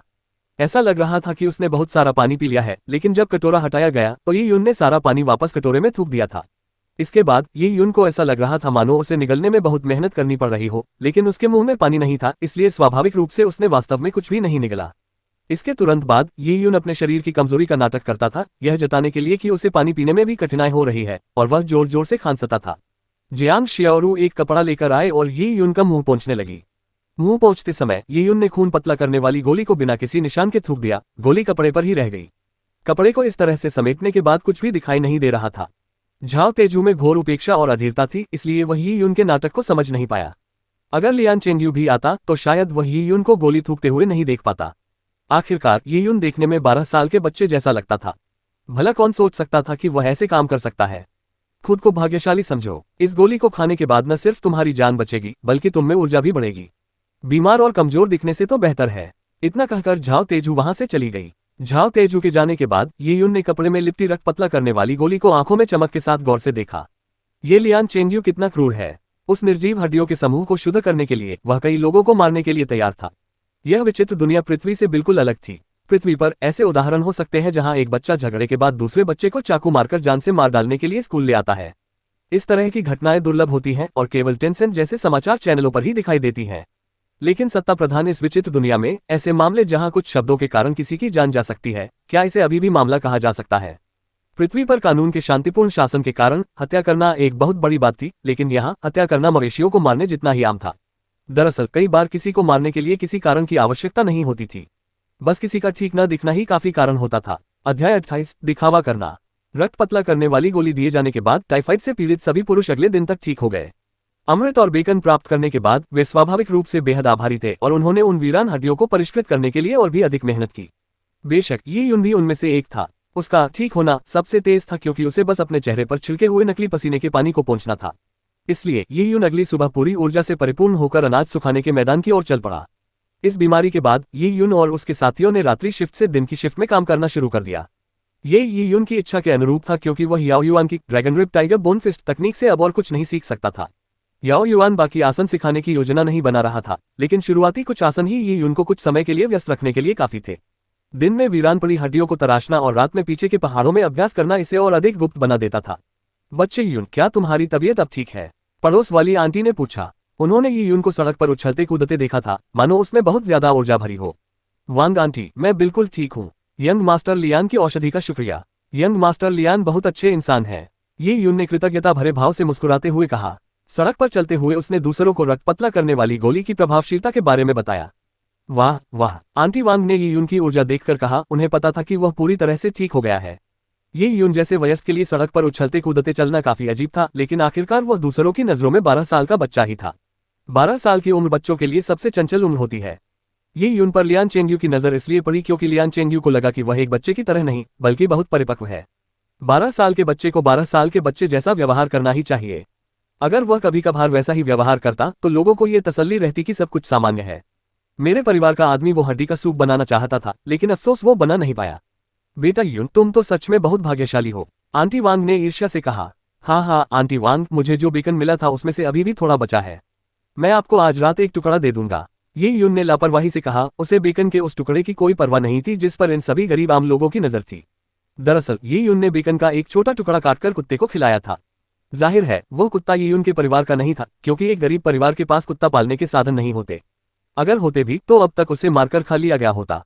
पूरे लियान कबीले में केवल योद्धा प्रशिक्षण शिविर में ही कुछ कुत्ते पाले जाते थे। ये सभी शिकारी कुत्ते थे। उस अद्भुत जगह के पास जंगली जानवर कम होने के कारण शिकारी कुत्तों के बिना खरगोशों को खोजना भूसे के ढेर में सुई खोजने जैसा था। ये यून ने मांस कुत्तों को खिला दिया क्योंकि उसे डर था कि लियान चेंगयू ने बेकन में जहर मिला दिया होगा। हालांकि इसकी संभावना कम थी, फिर भी ये यून को सावधानी बरतनी पड़ी। कुत्ते के ठीक होने का पता चलने के बाद ये यून ने जियांग शियाओरू को खाना पकाने के लिए मांस का उपयोग करने की अनुमति दी। ये यून ने बहुत दिनों से मांस का स्वाद नहीं चखा था। हालांकि बेकन का स्वाद भी अच्छा नहीं था, क्योंकि इसे बहुत लंबे समय तक संरक्षित किया गया था। मांस सख्त था और लकड़ी जैसा स्वाद दे रहा था। इसमें सिर्फ नमकीन स्वाद था और मांस की खुशबू बिल्कुल नहीं थी। लेकिन बेकन के उस टुकड़े के लिए जियांग शियाओरू ने जिद की कि वह उसे ये यून के लिए छोड़ देगी और खुद खाने से इनकार कर दिया। ये यून ने जियांग शियाओरू को थोड़ा सा बेकन खाने के लिए मनाने में बहुत मशक्कत की। ये यून ने खुद भी ज्यादा नहीं खाया। उसने बचा हुआ मांस दीवार पर टांग दिया। ये यून ने 2 महीने बाद ताया दिव्य राज्य के योद्धा चयन में भाग लेने का लक्ष्य रखा था, इसलिए उसे बेकन के इस बेस्वाद टुकड़े की कोई चिंता नहीं थी। उसने जियांग शियाओरू से सुना था कि पड़ोस की आंटी वांग ने अतीत में, खासकर ये यून की मां के देहांत के बाद के वर्षों में, उनकी देखभाल की थी। राशन वितरण से पहले जियांग शियाओरू के पास हमेशा खाना खत्म हो जाता था, और अगर आंटी वांग उन्हें कुछ खाना न देती तो वे कब के भूख से मर चुके होते। यह एक बहुत बड़ा और दयालु ऋण था। आखिर इस दुनिया में कितने ही लोग अपना भोजन दूसरों को देते हैं। धरती पर पैसा उधार देने से कहीं अधिक कठिन था ये काम। इसलिए बेकन का ये टुकड़ा आंटी वांग को देना उचित ही था।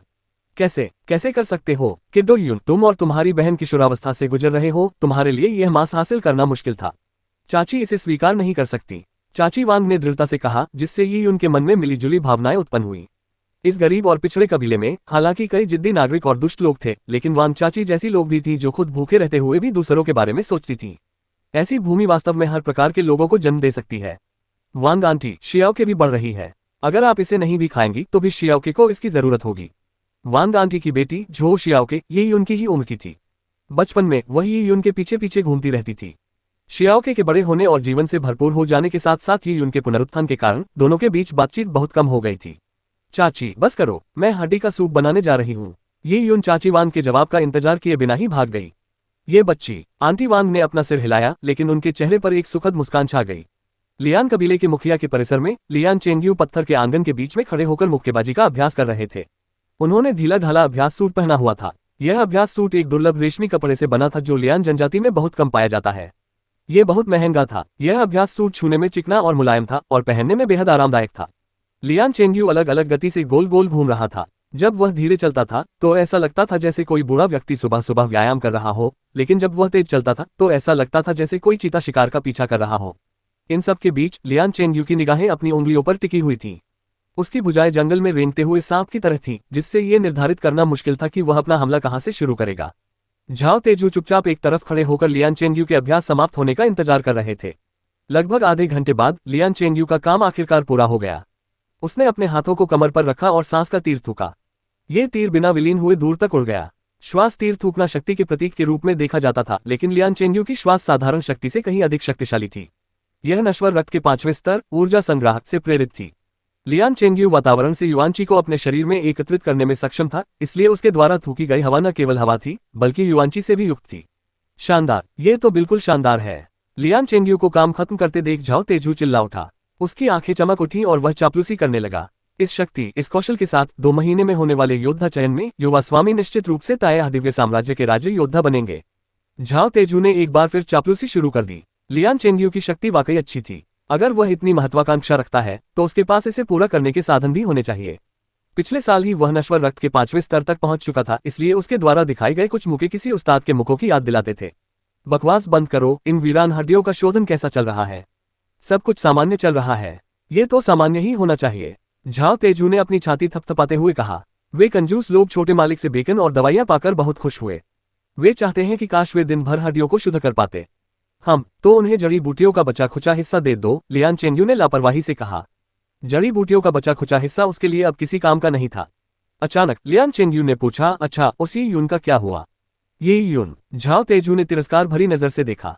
वह बच्चा कुछ दिन पहले बीमार पड़ गया था, उसे दस्त हो गए थे और वह पसीने से तरबतर था। पूरे घर में बदबू आ रही थी। वह किसी भिखारी से कम नहीं था। अगर छोटे गुरु की कृपा न होती तो वह अमृत के बिना कब का मर चुका होता। मैंने एक तुच्छ व्यक्ति होने के नाते छोटे गुरु के निर्देशों का पालन किया और अपनी आंखों से देखा कि उस बच्चे ने गोली निगल ली। लेकिन शुक्र है कि उस बच्चे में अभी भी थोड़ी सी भी अंतरात्मा बची है। पिछले कुछ दिनों से वह छोटे गुरु की प्रशंसा करते हुए घूम रहा है और कह रहा है कि वह छोटे गुरु की दवा की बदौलत ही ठीक हो पाया है। यह झाओ तेजू के वर्णन को सुनने के बाद लियान चेंगयू के होंठ एक कोमल चाप में बदल गए। ये घटिया किस्म के लोग, जिनमें से हर एक पिछले वाले से ज्यादा मूर्ख है। उसने सोचा था कि इस कबीले में यून जैसे कुछ चतुर लोग भी होंगे, लेकिन लगता है उसने जरूरत से ज्यादा चिंता कर ली थी। यह अच्छा हुआ, उनकी नासमझी ने उसे भविष्य में किसी भी घटना को छुपाने का मौका दे दिया। ध्यान रखना, जैसे जैसे हम अंत के करीब पहुंच रहे हैं, हमें इस बात का पूरा ध्यान रखना होगा कि वीरान हड्डियों के शोधन में कोई गड़बड़ी न हो। अगर शोधन सफलतापूर्वक हो गया तो मैं तुम्हें भरपूर इनाम दूंगा। अगर कुछ भी गड़बड़ हुई तो तुम्हें अपनी जान देकर इसकी भरपाई करनी होगी। लियान चेंगयू ने ये आखिरी शब्द बड़े ही आक्रामक लहजे में कहे, जिससे झाओ तेजू डर के मारे लगातार सिर हिलाता रहा। युवक स्वामी, चिंता मत कीजिए। ये सेवक दिन रात पहरा देगा, मैं सुनिश्चित करूंगा कि कुछ भी गड़बड़ न हो। ... झाओ तेजू हड़बड़ी में अनाज सुखाने वाले स्थान की ओर दौड़ा। ये यून अभी भी अपनी सामान्य धीमी गति से लकड़ी काट रहा था। झाओ तेजू को देखकर ये यून मन ही मन मुस्कुराया। ये सच था कि एक मूर्ख कोई नुकसान नहीं कर सकता। क्या देख रहे हो, काम पर लग जाओ। क्या तुम मरना चाहते हो? झाओ तेजू दहाड़ा और एक बड़ा थैला फेंक दिया। थैला खोलने पर उसमें से जड़ी बूटियों का ढेर निकला। ये लियान चेंगयू द्वारा अपने शरीर को पूरी तरह से भिगोने के बाद बचे हुए अवशेष थे। ये जड़ी बूटी का अवशेष तुम्हारे लिए इनाम है। इसमें आवश्यक पूरक औषधियां भी हैं। इसे वापस ले जाओ और पानी में उबाल लो। जब यह अभी भी गर्म हो तो अपने शरीर को इसमें भिगो लो, इससे तुम्हें बहुत लाभ होगा। धिक्कार है, तुम लोगों की तो मौज है ही। झाओ तेजू ने ये शब्द कहते हुए कसम खाए। ये सुनकर उन आदमियों की आंखें चमक उठी। वे जड़ी बूटी के अवशेष लेने के लिए दौड़ पड़े। बेशक ये उनको कुछ नहीं मिला। अगर उसे दिया भी जाता तो भी वह उसे नहीं चाहता। आखिर वह लियान चेंगयू का नहाने का पानी था, क्या वह बचे हुए पानी में नहाना चाहेगा? ये तो मजाक ही होगा। ये यून ने आगे की ओर झपटने का नाटक जारी रखा। जब उसे कुछ नहीं मिला तो उसने बस आह भरी। ये यून की इतनी धीमी प्रतिक्रिया और मंदबुद्धि देखकर झाओ तेजू हंसे बिना नहीं रह सकी। यह मूर्ख जल्दी में भी कुछ नहीं कर सकता, आखिरकार क्या सकता है? भूख से मर जाना ही इसके लायक है। झाओ तेजू वहां से चले गए, जबकि बाकी लोग निर्जन हड्डियों को परिष्कृत करने में लगे रहे। परिष्करण प्रक्रिया में निर्जन हड्डियों के सार को ली अग्निजल में उबालना और फिर ली अग्निजल को पूरी तरह वाष्पित करना शामिल था, जिससे घुला हुआ सार क्रिस्टलीकृत हो जाता था। ली फायर वाटर का क्वथनांक अत्यंत उच्च था, इसलिए इसे वाष्पीकृत करना आसान नहीं था। अनगिनत लकड़ियां जलाई गईं। शोधन कार्य में लगे कर्मचारियों की त्वचा झुलसकर लाल हो गई थी। लेकिन ये यून एक अपवाद था। उसकी त्वचा अब भी शिशु के नितंबुर जैसी कोमल थी और उसके गाल गुलाबी थे। ये गुलाबीपन आग का परिणाम नहीं था, बल्कि उजाड़ हड्डियों के सार को अवशोषित करने का परिणाम था। क्योंकि उसे अच्छा पोषण मिला था, इसलिए उसके स्वस्थ शरीर में एक स्वस्थ गुलाबी रंग झलक रहा था। ये यून ने झाओ तेजू की पीठ की ओर देखते हुए विशाल कड़ाही पर एक नजर डाली। एक बार फिर उसकी भूख मिट गई थी और वह पीछे के पहाड़ पर बेकाबू होकर जाने के लिए बेताब था। उसका शरीर भरा हुआ था, लेकिन उसकी मुट्ठी अब और इंतजार नहीं कर सकती थी। अध्याय 29, देशांतरों को खोलना। जैसे जैसे दिन बीतते गए, लियान कबीले के पीछे के पहाड़ पर ही उनके पत्ते न दिखाई देने लगे। ये यून रात में हड्डियों को तराशता, सुबह योद्धाओं के तैयारी शिविर पर नजर डालता और फिर दिन का बाकी समय पीछे के पहाड़ पर साधना में बिताता। वह केवल सूर्यास्त के समय घर लौटकर 2 घंटे सोता था। ये यून की साधना बेहद कठिन थी, लेकिन इसके कारण उसकी ताकत में भी जबरदस्त वृद्धि हुई। पीछे वाला पहाड़ जड़ी बूटी वाले पहाड़ से कुछ दूरी पर स्थित था और चूंकि वह गांव से बहुत दूर था, इसलिए दिन के समय यहाँ बहुत कम लोग आते थे। रात में तो बिल्कुल भी छाया नहीं होती थी, इसलिए ये यून आराम से अभ्यास कर सकता था। 15 दिन बाद, हाँ, ये यून दहाड़ा और उसका शरीर तीर की तरह आकाश में ऊपर की ओर उछल गया। वह 10 मीटर ऊंची चट्टान को पार कर गया था। कानों में हवा गूंजने के साथ ही ये यून के शरीर के हर जोड़ से अजगर या बाघ की दहाड़ की तरह जोरदार आवाज निकली। भयंकर बाघ पहाड़ से नीचे उतरता है। ये यून ने अपने पैरों को अपनी कमर से दबाकर अपने शरीर को तना हुआ रखा और फिर एक जोरदार मुक्का मारा। ट्वांग। ये यून के शरीर से एक स्पष्ट ध्वनि निकली। यह एक शक्तिशाली धनुष की झनकार की ध्वनि थी। यह ध्वनि ये यून की नसों से उत्पन्न हुई थी। याओ युआन की तुलना में ये ध्वनि कहीं अधिक तीव्र थी। काचा। ये यून ने मुक्के से चट्टान को तोड़ते हुए उस पर प्रहार किया और वह उसके सामने से चकनाचूर हो गई। चट्टान पर मकड़ी के जाले जैसी दरारें दिखाई देने लगीं। यह कोई साधारण चट्टान नहीं थी, बल्कि काले लौह पत्थर से बनी थी। यह साधारण चट्टानों से कहीं अधिक मजबूत थी, लेकिन आज ही उनके मुक्के से चकनाचूर हो गई थी। चहचहाहट, चहचहाहट, चहचहाहट। जंगल में कई पक्षी डर के मारे उड़ गए। सदमे के कारण सभी कीड़े मकोड़े और मेढक तुरंत शांत हो गए। उस क्षण पूरा पहाड़ शांत था। केवल पत्ते और पक्षियों के पंख जमीन पर या ये उनके सिर और कंधों पर गिर रहे थे। 9 बादलों में गड़गड़ाहट। अचानक धनुष से हमला, झुंड पर हमला। मेरी मुट्ठियां इस हालत में पहुंच गई हैं। वर्तमान में जब ये यून अपनी पूरी शक्ति लगाता है तो उसके जोड़ों से जोरदार चटकने की आवाज आती है। वहीं अचानक धनुष से झुंड को गिराने की बात हो तो ये केवल एक घायल हंस के लिए ही संभव है, क्योंकि नौशी के शक्तिशाली धनुष से भी झुंड को गिराना मुश्किल होगा। ये यून के शरीर की एक सहज हलचल से का की आवाज निकली। उसकी हड्डियां धातु की तरह मजबूत थीं और उसकी नसें अजगर की पसलियों जितनी ताकतवर थीं। मेरा वर्तमान स्तर पूरी तरह से स्थिर हो चुका है। अब समय आ गया है कि मैं अपने चैनलों को खोलूं और मेरिडियन के चौथे क्षेत्र में प्रवेश करूं। मानव शरीर में नाड़ी वाहिनियां होती हैं, लेकिन आम लोगों की नाड़ी वाहिनियां खुली नहीं होती, इसलिए वे स्वर्ग और पृथ्वी से आने वाली युवांची ऊर्जा को समायोजित करने के लिए एक पूर्ण परिसंचरण स्थापित करने में असमर्थ होते हैं। जब कोई योद्धा मार्शल आर्ट का अभ्यास करता था तो वह अपने शरीर को पूरी तरह से प्रशिक्षित करने के बाद अपनी नसों को शुद्ध करने का प्रयास करता था। यह मार्शल आर्ट के मार्ग का पहला कदम था। मनुष्य के शरीर में 12 नियमित मध्याह्न रेखाएं और 8 विशेष मध्याह्न रेखाएं होती हैं। 12 नियमित मेरिडियन शरीर के अंगों में फैले होते हैं। ये हैं 3 भुजा यिन मेरिडियन, फेफड़े, पेरिकार्डियम, हृदय, 3 भुजा यांग मेरिडियन, बड़ी आंत, त्रिकबनर, छोटी आंत, 3 टांग यांग मेरिडियन, पेट, पित्ताशय, मूत्राशय और 3 टांग यिन मेरिडियन, प्लीहा, यकृत, गुर्दा। जहां तक 8 विशेष मेरिडियन की बात है, वे पूरे शरीर में फैले हुए हैं। इनमें से सबसे महत्वपूर्ण 2 विशेश मेरिडियन रेन डू एरमाई थे। रेन डू एरमाई की स्थिति व्यक्ति की केंद्रीय अक्षरेखा में होती है और सामने से देखने पर यह एक सीधी रेखा के रूप में दिखाई देगी। रेन नस सामने की ओर स्थित होती है, जबकि डू नस पीछे की ओर। ये दोनों नसें शरीर में एक गुच्छे के रूप में घूमती हैं और दांतियान और हुई इनसे होकर गुजरती हैं। जैसे 2 रस्सियां शरीर को सहारा देती हैं, वैसे ही ये नसें शरीर को सहारा देती हैं। रेन डू एरमाई के बीच टूटी हुई नलिकाएं थीं। जब रेन डू एरमाई खुल जाती थी तो टूटी हुई नलिकाएं ठीक हो जाती थीं, जिससे व्यक्ति की ऊर्जा के पूर्ण संचार के लिए एक केंद्रीय मार्ग बन जाता था। इसलिए रेन डू एरमाई को खोलना पूरे शरीर की नलिकाओं को खोलने की दिशा में एक महत्वपूर्ण कदम था। ये यून ने पहले जो वुक्सिया उपन्यास पढ़े थे उनमें रेन डू एरमाई को खोलने के कई तरीके थे। उदाहरण के लिए झांग वूजी ने अपनी नाड़ियों को खोलने के लिए स्वर्ग और पृथ्वी के महान परिवर्तन का उपयोग किया। वहीं जुजू ने ली क्यूशुई और टुंडलाओं की शक्तियों को विरासत में पाकर अपनी नाड़ियों को खोला।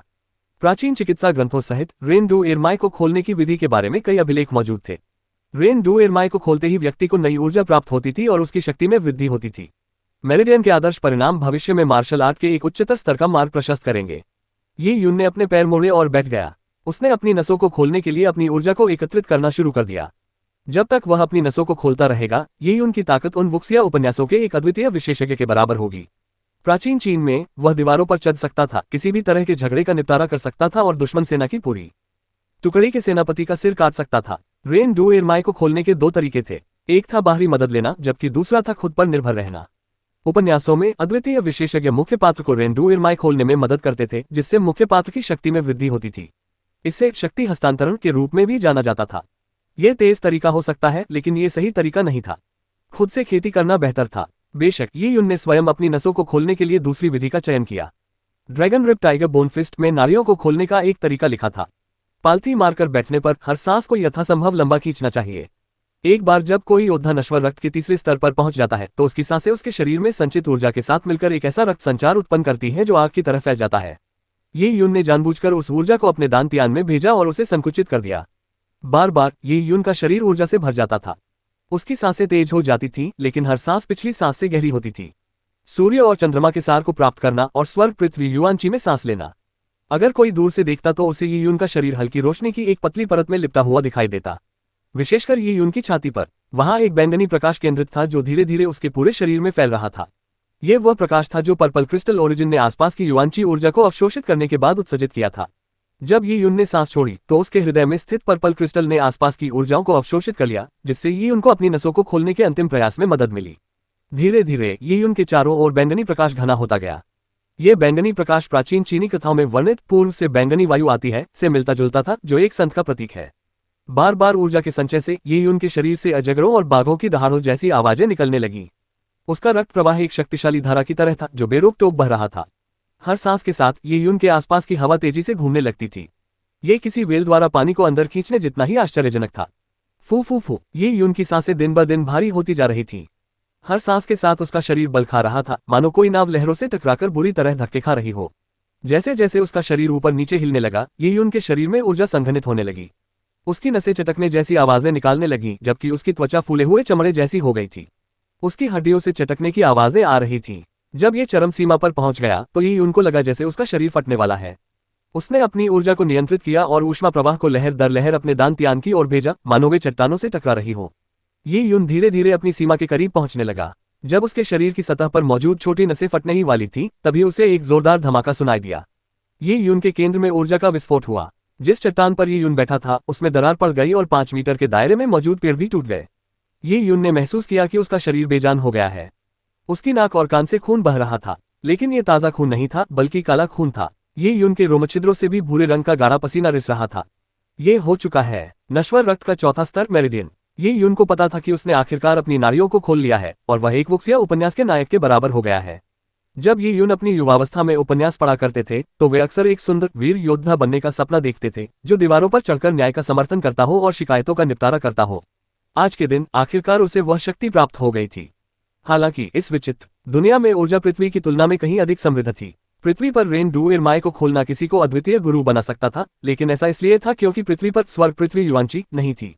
लेकिन इस दुनिया में न केवल स्वर्ग पृथ्वी युवांची मौजूद थी, बल्कि उजाड़ की शक्ति, मानसिक शक्तियां और अन्य रहस्यमयी ऊर्जाएं भी थी जिन्हें यून अभी तक समझ नहीं पाया था। ये ऊर्जाएं पृथ्वी पर मौजूद परमाणु शक्तियों के समान शक्तिशाली थीं। इन ऊर्जाओं का उपयोग वह स्वयं कर सकता था, इसलिए मोर्टल ब्लड का चौथा चरण, मेरिडियंस, मार्शल आर्ट के मार्ग पर केवल प्रारंभिक कदम था। ये यून उछलकर जमीन से उठ खड़ा हुआ। वह अपने आसपास की हर चीज को स्पष्ट रूप से देख और महसूस कर सकता था। उसे 10 फुट के दायरे में होने वाली हर हलचल का एहसास था। पत्तों की हर सरसराहट और कीड़े की हर हलचल उसे साफ साफ सुनाई दे रही थी। वह एक नजर में अपने सामने गिरे पत्तों की गिनती कर सकता था। 32 पत्ते थे। स्पष्ट जागरूकता और तेज बुद्धि के साथ कई मार्शल आर्ट विशेषज्ञों के पास असाधारण स्मृति थी। यह उनकी नसों के खुलने का परिणाम था, जिसके कारण उनके मस्तिष्क की क्षमताओं में सुधार हुआ। आखिरकार रेन डू एरमाई मस्तिष्क में चक्रित होती है और मस्तिष्क से गुजरने वाली ऊर्जा के साथ यह व्यक्ति की स्मृति और प्रतिक्रियाओं में सुधार करती है। बहुत अच्छा लग रहा है, बहुत ही शानदार। शरीर में हुए परिवर्तन से गुजरकर ये यून बेहद प्रसन्न था। उसने नश्वर रक्त की नसों के चौथे स्तर को पूर्णतया भेद दिया था। इतना ही नहीं, उसने अस्थि मज्जा शुद्धि का एक और दौर भी अनुभव किया था। मनुष्य तरह तरह के अनाज खाते हैं जिससे उनके शरीर में अशुद्धियां भर जाती हैं। पर्पल ब्लड लोक में पहुंचने से पहले अस्थि मज्जा शुद्धि की एक प्रक्रिया से गुजरना अनिवार्य था। अस्थि मज्जा की सफाई जितनी अच्छी तरह से की जाती थी उतना ही बेहतर होता था। ये यून ने 2 बार यह प्रक्रिया करवाई थी और इस बार उसके शरीर में पिछली बार की तुलना में कम गंदगी थी। ये यून ने अपने कपड़े उतारे और नहाने के लिए कुंड में कूद गया। वह दर्जनों मीटर गहराई तक गोता लगाता रहा और लगभग 20 मिनट तक पानी के भीतर अपनी सांस रोके रखने के बाद तैरकर वापस ऊपर आ गया। पुआ, ये यून एक विशालकाय काप मछली की तरह पानी से बाहर निकली और पानी की बूंदों का विस्फोट कर दिया। वह बिल्कुल नंगा था। कपड़े बदलने के लिए कुछ भी न होने के कारण ये यून ने अपने पुराने गीले कपड़े ही पहने हुए थे।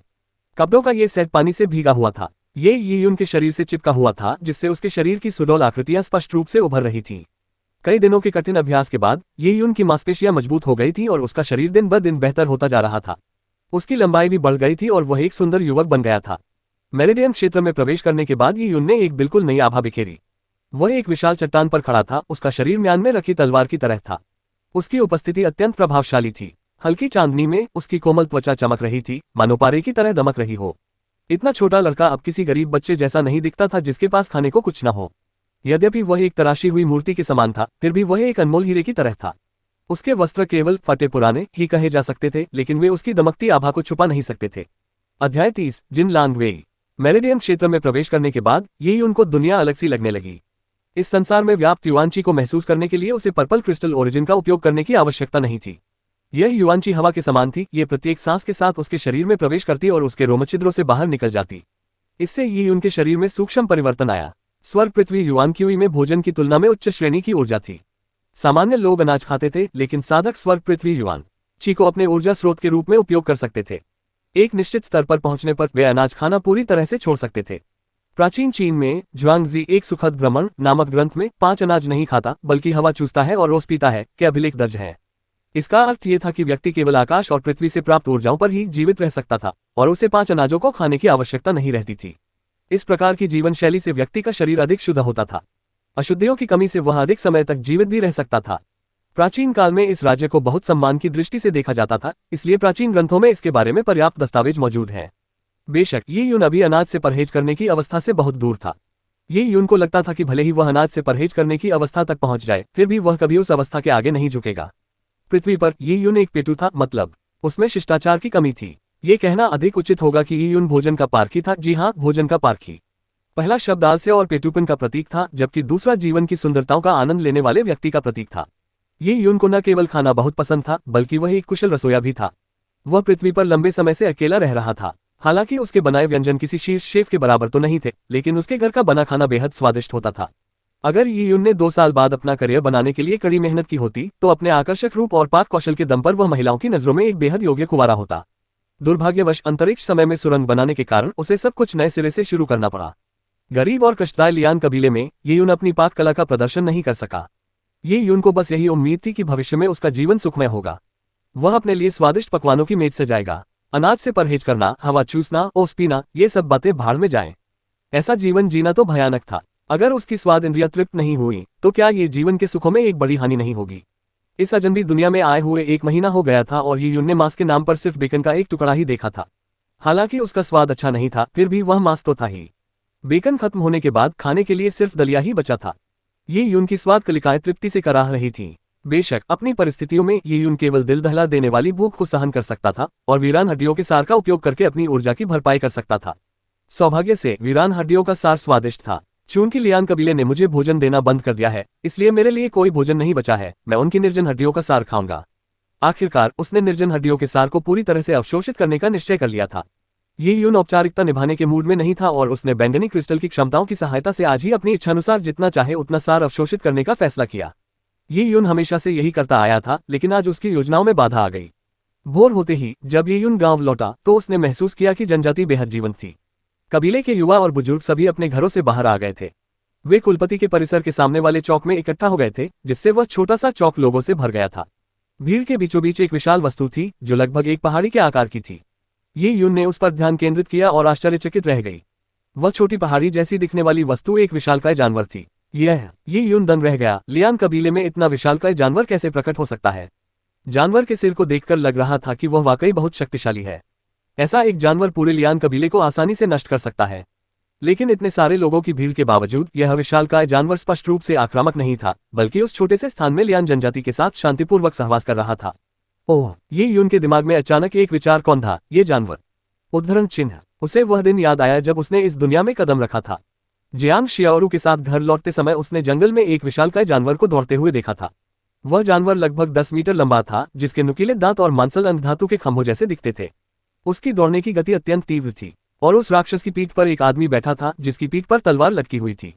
उस आदमी का व्यक्तित्व प्रभावशाली और बेहद डरावना था। उस दृश्य ने ये यून पर गहरा प्रभाव छोड़ा था। आखिरकार एक पृथ्वीवासी होने के नाते ऐसा दृश्य उसके लिए बेहद चौंकाने वाला था। और अब चौक में खड़ा यह विशालकाय जानवर खेतों में दौड़ते हुए उस जानवर से हूबहू मिलता जुलता था।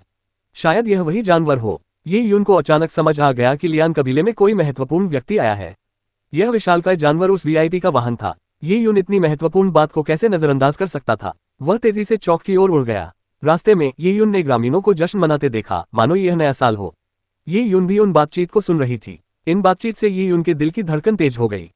उस विशालकाय जानवर का मालिक जिन लॉन्ग वेई का सदस्य था। जिन लॉन्ग वेई ताया दिव्य साम्राज्य की कुलीन सैन्य टुकड़ी थी। इसके प्रमुख सदस्यों का स्तर बैंगनी रक्त क्षेत्र से भी ऊपर था।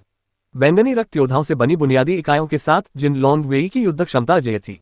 जिन लॉन्ग वेई के संस्थापक ताया दिव्य साम्राज्य के संस्थापक सम्राट थे। उस समय ताया सम्राट ने जिन लॉन्ग वेई का नेतृत्व करते हुए पूरे भूभाग में विजय प्राप्त की और ताया दिव्य साम्राज्य की नींव रखी। इस विनाशकारी विभाजन के बावजूद जिन लॉन्ग वेई वंश ने अपनी विरासत को अनगिनत पीढ़ियों तक कायम रखा है। ताया दिव्य साम्राज्य के योद्धा चयन में चयनित कर्मियों को जिन लॉन्ग वेई के आरक्षित क्षेत्र में प्रवेश दिया जाता था। वे पहले आरक्षित क्षेत्र में साधना करते थे और मूल्यांकन उत्तीर्ण करने के बाद वे आधिकारिक सदस्य बन सकते थे। लेकिन मूल्यांकन पास करना बेहद मुश्किल था। अगर वे अंतिम मूल्यांकन में असफल हो जाते तो उन्हें नियमित सेना में भेज दिया जाता। इसके साथ ही जिन लॉन्ग वेई के एक विशिष्ट सदस्य बनने की उनकी यात्रा समाप्त हो जाती। अगर वह जिन लॉन्ग वेई का सदस्य है तो इसका मतलब यह है कि हमारे कबीले में आने वाला यह व्यक्ति कम से कम एक उच्च कोटि का योद्धा होना चाहिए। जिनलॉन्ग वेई वंश का एक बैंगनी रक्त योद्धा क्लाउड वाइल्डनेस में जन्मे बैंगनी रक्त योद्धा से युद्ध कौशल में पूरी तरह से भिन्न था। वास्तव में लियान कबीले में आने वाला जिनलॉन्ग वेई का सदस्य बैंगनी रक्त क्षेत्र के शिखर पर एक विशेषज्ञ था। इस स्तर तक पहुंचने और जिनलॉन्ग वेई में निपुणता प्राप्त करने के कारण उनकी युद्ध क्षमता अतुलनीय थी। वे जिनलॉन्ग वेई के एक विशिष्ट योद्धा थे, ऐसे व्यक्ति के लिए जो इतने विशाल जंगल में आया हो, यहाँ तक कि 1 लाख सदस्यों वाले कबीले के मुखिया को भी आदरपूर्वक झुकना पड़ता।